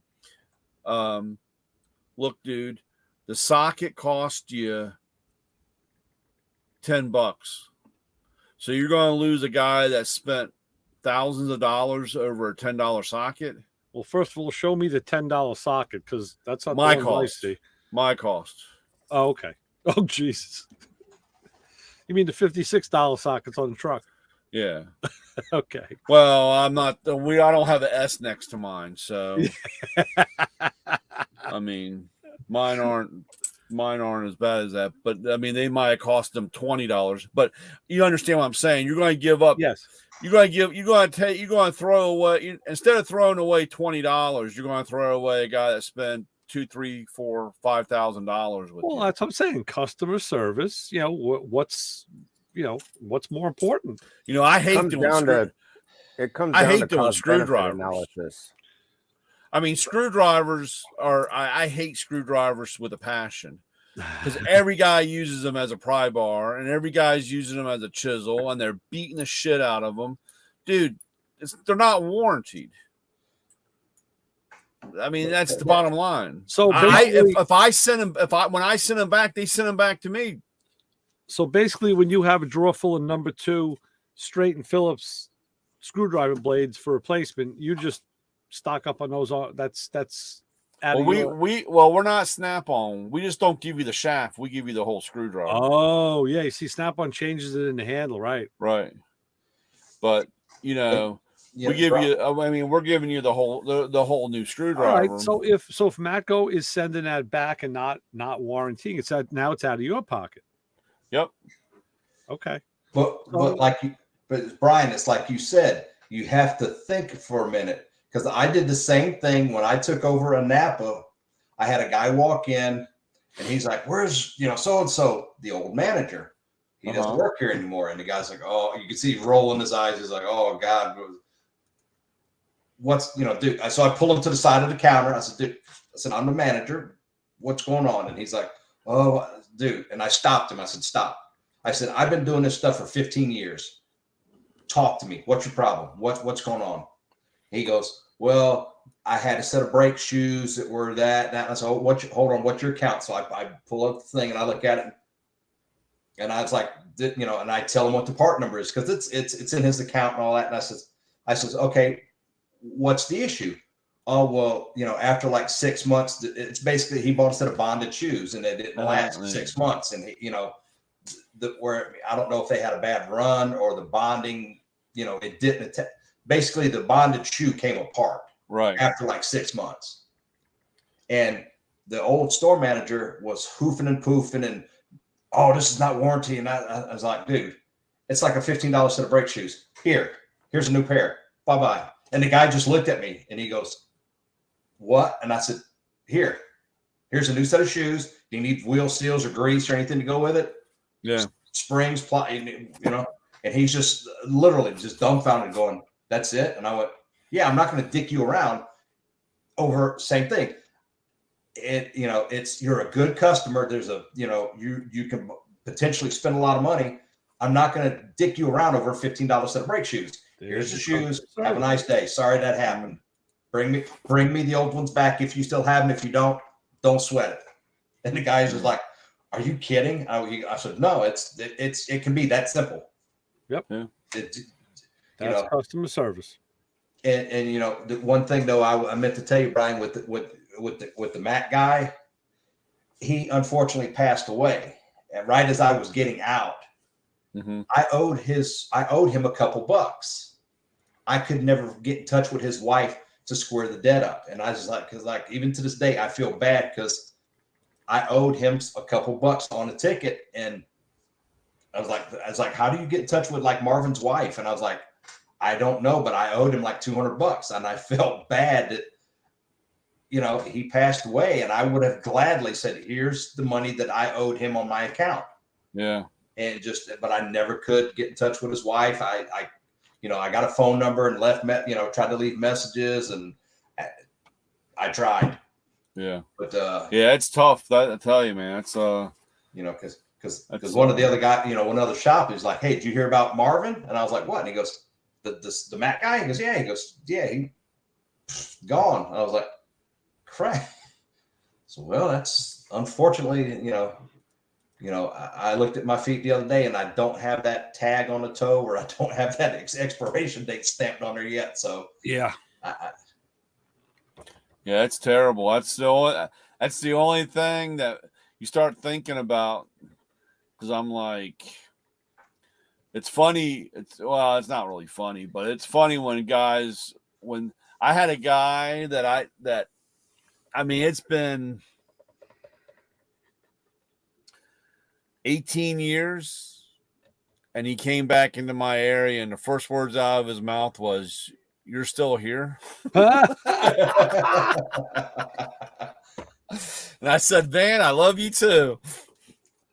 But he's like, "Man, I can't believe you're still selling tools." I figure we say, "Hey, Brian, man, can I have 3 Carolina dogs?" Yeah, I was like, "Dude, that's what I get. I hear that you still sell tools. You still have." That's why we always joke about, because people know the truck, sitting out in front of the house. They'll be like, "Are you the guy that lives on 198?" And I'm like, I'm going to write Google and have it as a national landmark. Right. As part of a directional find past the tool truck. Yeah. So we'll see what happens. Have you ever looked up your address on Google and done the street view? Does it show your truck? Yeah, actually, hold on, I'll get it. I got one me driving down the road. It's out, yeah. That's fun. Was it Google Earth? Yeah, they do the street stuff. Because that's when I was driving that expedite truck for that guy in Texas. I would do that. Because I wanted a lay of the land. And the problem with some of that Google Earth stuff, though, is you'd get it where it would be like 6 months old, a year old, and they've done construction, or so it's like, wait a minute, this didn't show, and that's so. Well, for a while there, the weird thing is if you'd if I have somebody come to my house, pick me up or whatever, you type in my address on Google, it would put you about a half mile to the east of me. If anybody called me that they were lost, I'd ask them, did you use Google? And it wasn't every time, because you'd use it once, it might put you a half a mile to the east. You use it a different time, and it puts you right at my front door. Oh, that's funny, Brian. Yeah. There's a tow truck. Now, is that right by your house? Yeah, actually, the one with a dot this is the house, right? That's my house. Oh, with the dot, yeah. With the dot. Yeah. Gotcha. That's funny. But the funny part was I Googled the house, and I Googled the house, and then I zoomed out. I went one click out, and then there's the tow truck driving. I was coming home or going by, because I live in my route, so I drive by the house a couple times a day. That was funny. That is funny.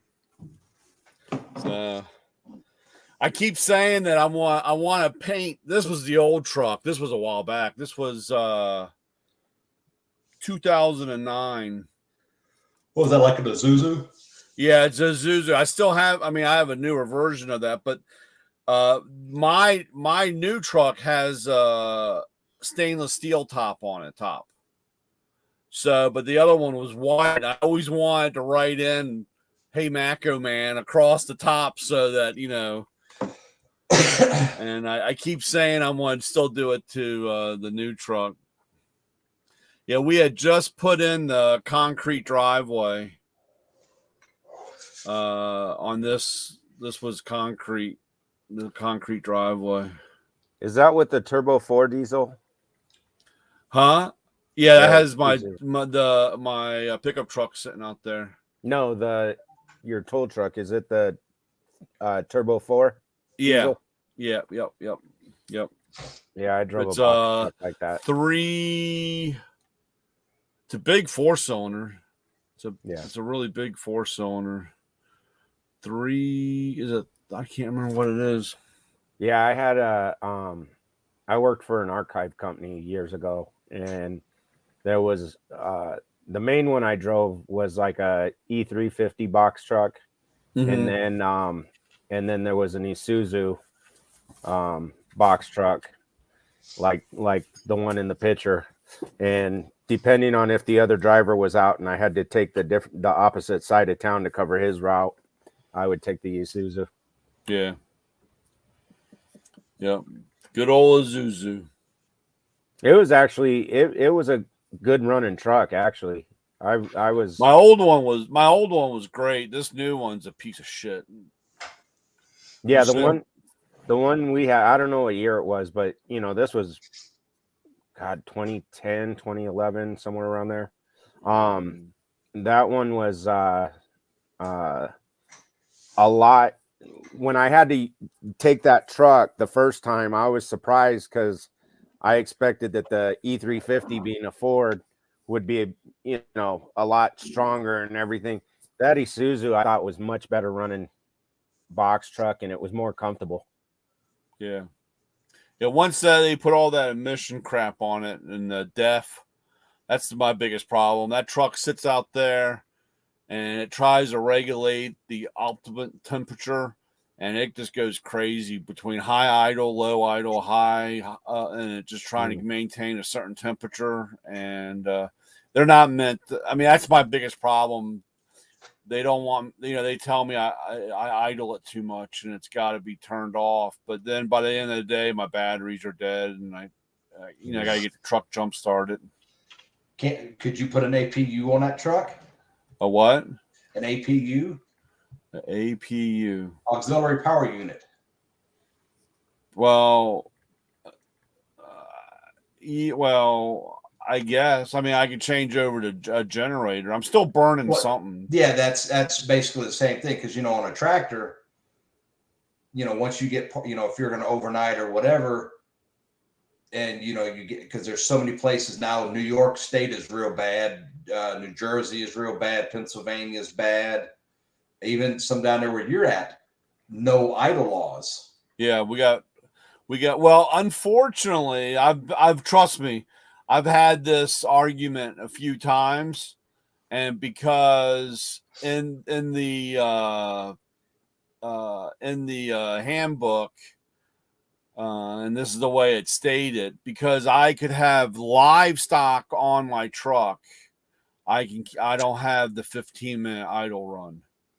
And I have heat and air conditioning in my truck, in my box truck, because I could have a person in there, but it's known as livestock. So, well, I know the last time I was in New York State, years and years ago, I had a guy that he kept riding by and giving me dirty looks, and so finally I got out the truck and was going somewhere, and I was like, dude, what's your problem? I mean, you keep riding by and giving me the stink eye. Oh, well, we've got idle laws here in New York. And I went, yeah, but you should also read that Federal Motor Carriers Guide. I'm on my DOT mandated break where I have to stay here. And according to that mandated DOT break, I can run that truck because I'm sleeping, I'm in the sleeper berth, sleeping. I literally, because I wanted to run into the store there, but I'm on my break. I said, so federal law says I can idle that truck because that's got my AC, my heat, whatever, driver comfort. I said, so you know what you can do with that New York State idle law? Yeah. Yeah, I had a lady call the cops one time. I was in the middle of regen. That's what really pissed me off. The truck went into regen and it was a code red, I couldn't drive off. I had to force regen and go through the thing. So that's 20 minutes with the truck out running there at a higher I will admit it's a higher idle than just idle. And she came out and told me I had to move. And I said, I can't. I said, I'm in the middle of regen. I said, this is what you voted for. So I don't want to hear it. I got to sit here for 20 minutes. She called the police. They came out and the guy came over and I said, dude, I'm in the middle of regen. What the hell do you want me to do? He goes, I don't know what a regen is, but this lady keeps calling. And I said, I'll move in 20 minutes. I said, if I put it in gear to show you the bells and whistles and telling me that I'm going into limp mode, that means I'll sit here for over an hour waiting for it to clear out. So if you just let me do my thing, I'll be out of here in 20 minutes. And let the truck do its thing. Right. Yeah. There's too many Dudley Do-Rights that aren't doing right. They got their nose so buried up everybody's butt, and they think they're Dudley Do-Rights doing right. And I see it with people just around here that they're doing 35 because they don't want you to speed and they're in front of you, yet they're passing the speed limit sign that says 45. Yeah. Well, Coach, I saw one time, and Ray, you might have seen or heard of these. There was a guy a guy or a girl or whatever in Manhattan, and they have a YouTube channel, and that's all they do is ride around trying to catch people that are illegally parked, illegally idling. And I think the last one I saw it was the guy was, they would go out in front of these hotels and stuff and go, oh, this delivery truck has been sitting here idling. And it's like, well, yeah, they're actively offloading into these hotels and they're making deliveries. They're not sitting there, doing paperwork or whatever. They're working and the truck is running while they're, offloading stuff, and they're going, "Oh, this truck has been here more than 15 minutes." That's it, you know, and they literally call, you know, hey, you know, I'm at the corner of 4th and Main, and this truck is idling, and literally that's all they wanted to do was piss and moan and have somebody get a ticket because they were violating an idle law while they were delivering or doing something. And it's just like they had a YouTube channel, and that's all they did was film themselves being a dick, basically. Trying to be vigilantes. Yeah. Oh, what was the one thing I heard that made me laugh? That Mayor Adams, who's crying like a little girl because they're sending all of the undocumented and all of they're sending all of these people to New York. He's putting them on a plane, sending them to Montreal or Quebec. They had this meeting just yesterday, this tin cup meeting they have once a year where they get to get stuff out. And this one of the senators said to him, she heard on good account that he planned on sending migrants out to where I am in Nassau County to the Nassau Coliseum, which was a sports venue. And he says, well, that hasn't come. I haven't seen that come across my desk. So that's false. So I'm wondering, like, where did she get her information from? And is he just bold-faced lying? Mm-hmm. You never know with these people. You can't tell. He's a politician. Anything that comes out of their mouth is fecal matter. Their mouth is moving. They're lying. The guy's as straight as a corkscrew, you know? Honest. Hey, some of these people are so crooked, they need to drink a V8 just to walk sideways and stop slithering on the ground. I tell you, when I was leaving this guy's shop in Indianapolis, I was putting my stuff back in the truck, and I had brought the day's Daily News paper with me. And I turned and I handed it to him. I said, here. I said, read this. I didn't even look at it. I said, I guarantee you read the first 4 pages, you will be horrified at what you see, and you will think that New York is an absolute, like it's like Vietnam during the middle of the Tet Offensive. I said, because you're going to read nothing about Brooklyn, the Bronx, and Manhattan. There's going to be shootings, muggings, stabbings on the train, into here and there. And I said, just so you know, I said, me and Chris, like, we don't live there. We live in the suburbs outside of that, but this is the crap that goes on, and you'll be horrified. Being a nice Midwestern preacher like you are. Mm-hmm. And I got to find out if he did read the paper, because I'm sure he was beside himself. Indy's a fun town, Ray. What's that? Indianapolis is a fun town. Is it? A lot to do there. I'll send you a couple links to some stuff I ran across the other day in Indy.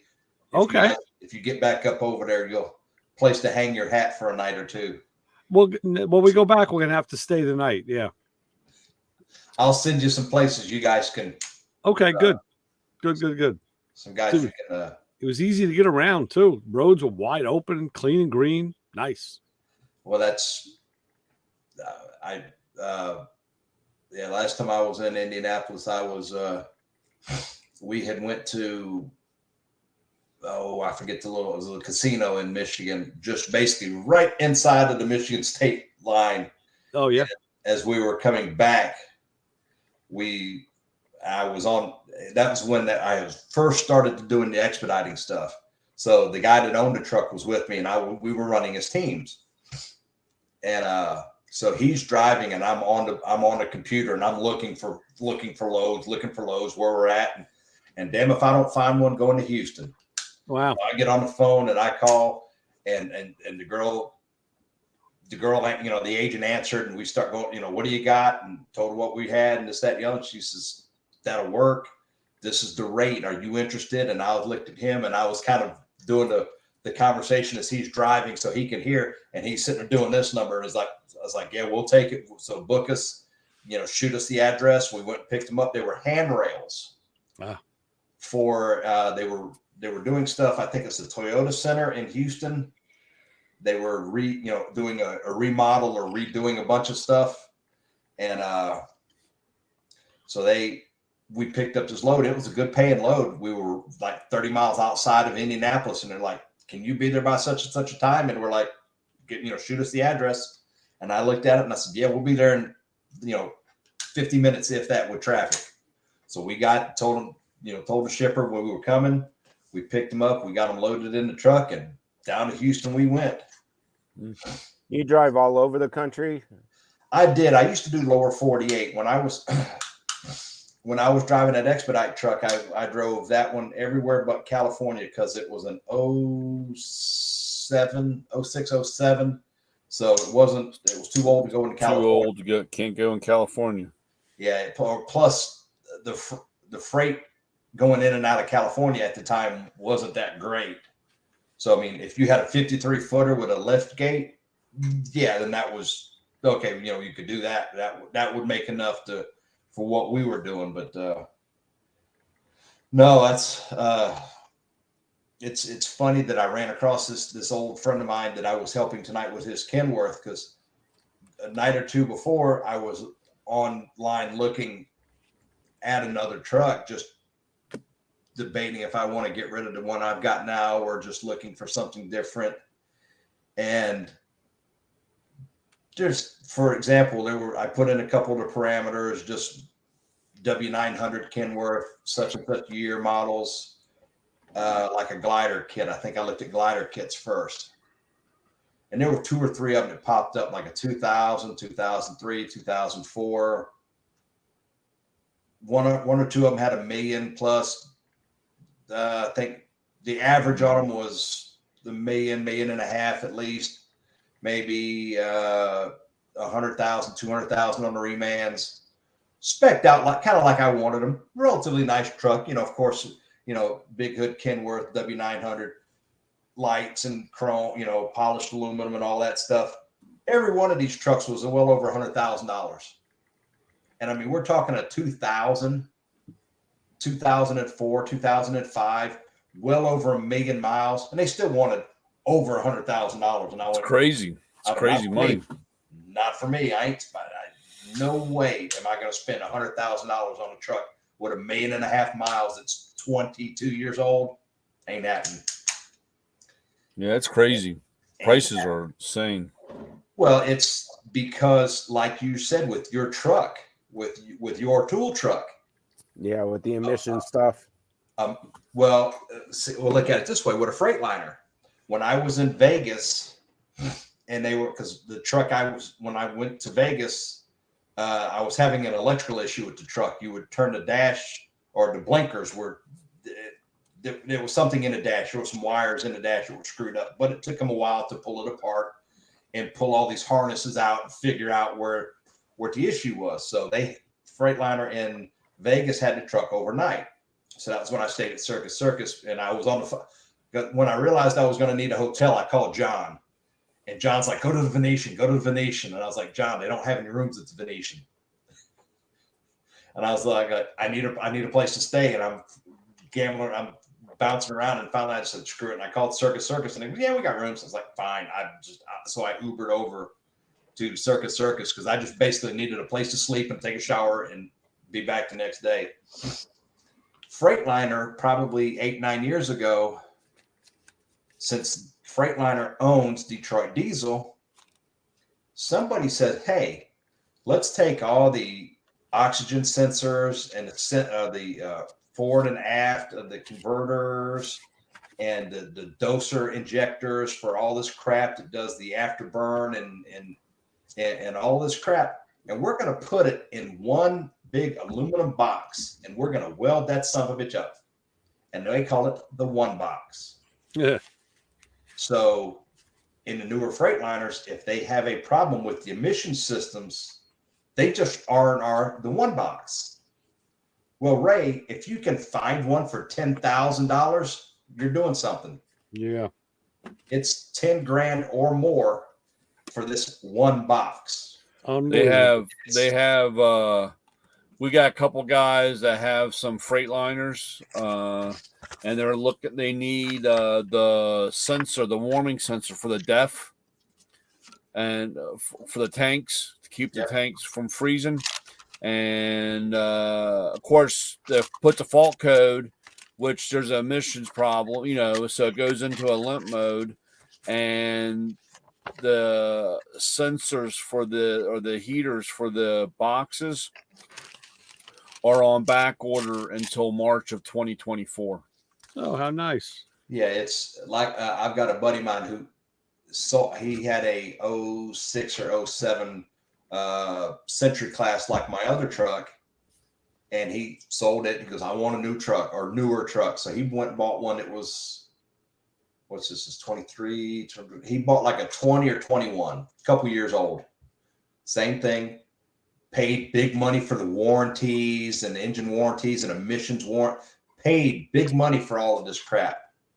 Started having troubles with, just like you were saying, that DEF sensor or warmer or something to do with the DEF system.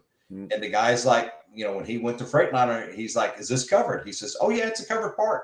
He just goes, and he basically like, like the old time movies where the guy pulls the little thing out and it's just accordions down to boo, boo, boo, boo, boo. He goes, these are all the same people who are waiting for that same sensor. He goes, we have a list basically of people that having the same problems you are.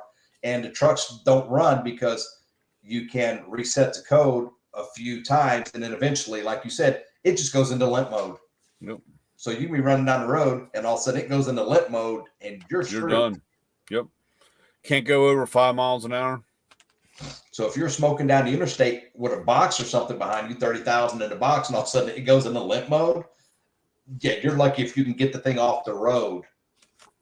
Well, they put such a hurt on this country. I mean, I watched the thing that was talking about that, where between the circuits and all the different parts that you can't get a hold of, and with the trucking industry, I mean, I watched this thing, and there was tons of people that had been in it for years, couples, husband and wives that had retired from something else to take up trucking so they could be together and having to sell their truck and get out of it because their truck was stuck in another state, and the way they make money is by hauling one way and hauling back, and they can't, and the whole time their truck's down, they can't haul, and it's stuck. In fact, one of them I think was stuck in Arizona, and they were from Florida, and it was going to be a month or two, and this was early on. I can imagine what it's like now. There's a saying in the industry that if you ain't turning, you ain't earning. And just like that saying, yeah, there's something wrong with your truck and it needs a part and it's going to be 2 weeks out. Very few, even the frugal owner operators and all that, have got the coin where they can just go, okay, well, I'm just going to sit here for 2 weeks and not make a dime. And it's just like, so, my bud ended up doing some, I forget exactly how they did it. I think they went to try to find a used sensor or something or whatever, just to get his truck back on the road. Cause he was calling salvage yards and going, if you've got one, he goes, I don't care if it's used or not. He goes, we're just trying. He goes, so he was paying, damn near new money for used sensors out of wrecked trucks just to try to get going until, they could get the parts, the supply chain issue caught up. But no, that's why my truck, the one I drive right now is an 05. The other truck that my girl my driver is an 06. And I will not buy anything newer than like an 05 or even an 04 is 4 to 5 is the cutoff. And because in 4 to 5, that's when they started the EGRs, the EGR coolers. And then 07 is when they went to the it's basically like a catalytic converter for a muffler. It's got, and so I will not buy a truck that's anything newer than like an 05. Not going to do it because the 4s and 5s, the EGR systems, they're basic. You can manage them if you do what they call like an EGR tune-up. You get in there and you pull the air and pull the intake side off the motor and clean all the soot out, clean the sensors and stuff like that, and keep a decent tune in it and all that. And there's a guy in Atlanta that I know of. I have never met him, but I know of him, and the guy that works on my trucks knows him real well. And this guy was like you, Ray. he was a mechanical engineer, and he used to write the programming for electronics. He was like a mechanical engineer, electronics engineer, and he used to write programming for industrial machines, robots, all kind. I mean, just this guy's really smart. Well, he just decided he'd had enough of that stuff after like 20 years or so, and he goes, "Well, screw it, I'm going to buy a truck. I've always wanted to do it. I've got money, money saved up. So him and his wife got their CDLs, and he bought a truck, and 2 or 3 months into it, they started having troubles. And he's like, what's the problem? And he goes, well, it's this, it's that, and all that. And he's like, having that mechanical engineer, that electrical engineer, he's like, well, how do you, so he started inquiring what computer systems do they run? So that's when he found Cummins Insight. So he started looking at the way that the Cummins Insight works and reads, because his trucks are internationals, and he's got ISX Cummins in them. So he started looking at the programming side, and then he started writing programs for the ISX and all that. And he told, a couple of us, he's like, I can write a computer program that will make that truck cleaner without all of the EGR sensors and cooler, without all of that garbage. He goes, I can make one run cleaner, where if all they did is do the tailpipe test, where they stuck the sniffer in it, he goes, we can make them run clean. He goes, but when they open that hood and they don't see an EGR cooler, and they don't see an EGR valve, and they don't see all this crap, you just failed the visual. So he goes, it can be clean as a door, clean as a church mouse. But if all that garbage is not on there, the EPA says it fails the visual inspection. So it's all because of the special interest group. They ain't trying to. The bottom line is it's that bottom dollar. Money. Yeah, it's the money. The money. Who makes money? Who's got the vested interest and the financial interest in all of this crap? And there's been a lot of guys. Well, at least now, Vince, I have to honestly say, I sleep better at night knowing I'm breathing fresher air. Yeah. Is that what is it? Until you make those Carolina dogs. Yeah, until I have some tacos. On that note, we should let Brian clean up and go do his filling cycle. I'll take some carne asada fries in. Yeah, that's it. I gotta get ready, guys. So, Brian, listen, dude, have a great trip, a safe trip. I will. Thank you. Hopefully, being confined with your wife when she's got you in tight spaces, she won't hammer you too hard for whatever's on her wife's mind. You know how that works. Send her to the mall. Yeah, but I'll have to call in live from the expo floor for you there, Ray. Well, let's see. You go Wednesday, and you said you're coming back. I leave this Saturday. Okay, Saturday. Gotcha. So I'll be there Saturday. Right. Sunday's the first day. Monday. Actually, Sunday all day I'm in classes. Oh, Claire, they got you in classes. Okay. Yeah, I got let's see here. Wow, so the wife's got to find something to do right off the bat. Oh yeah, they keep you pretty much. I mean, if you go to the stuff, you're there all day. I mean, right. For the 3 days, it could 3 days you're busy. I got diagnostic. We got the new diagnostic. We got they've gotten better into money management, which is nice. Those classes are pretty good. And I had something else with Antron. I can't remember what that was. And then there was another. And we have a Milwaukee. Milwaukee has a class on all their stuff and how to sell. And the only thing that I have noticed with the Milwaukee, I'm learning the numbers, because they have so many of the, they have the high torque, medium torque, high speed. And the stuff sells itself. It really does. The battery questions for Ray. Yeah, battery. Yeah. All the different batteries. But Well, if you they're know, giving out free samples, grab whatever you can. the biggest problem that I have is a lot of times guys they just look at the price. Right. I had a guy do this the other day.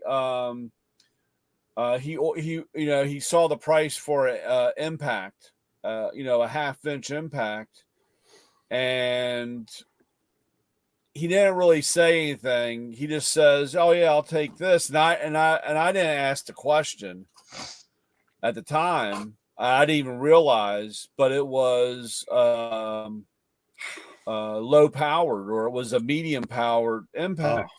Oh, right. A 1/2-inch gun. And so it came in, and of course, it's like 2 weeks later, he goes, "Man, this thing just doesn't have the power."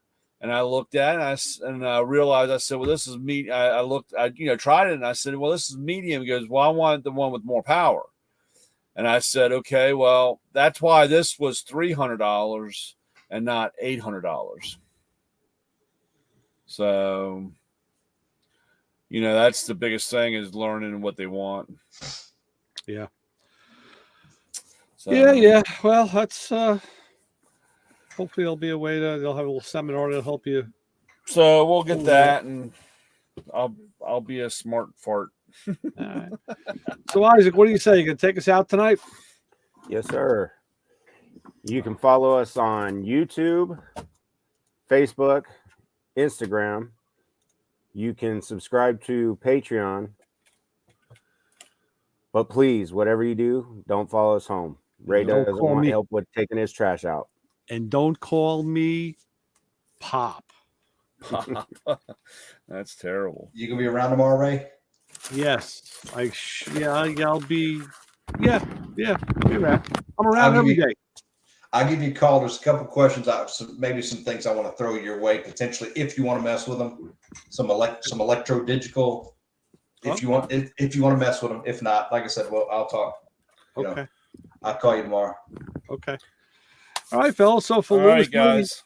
and Ray Warrior, Morning Mouth Radio, Matt Command Brian, Vince, and of course Coach Isaac. And we're closing it out tonight, and we'll be back next week. Safe trip, Brian, and we'll expect a full report. You got it.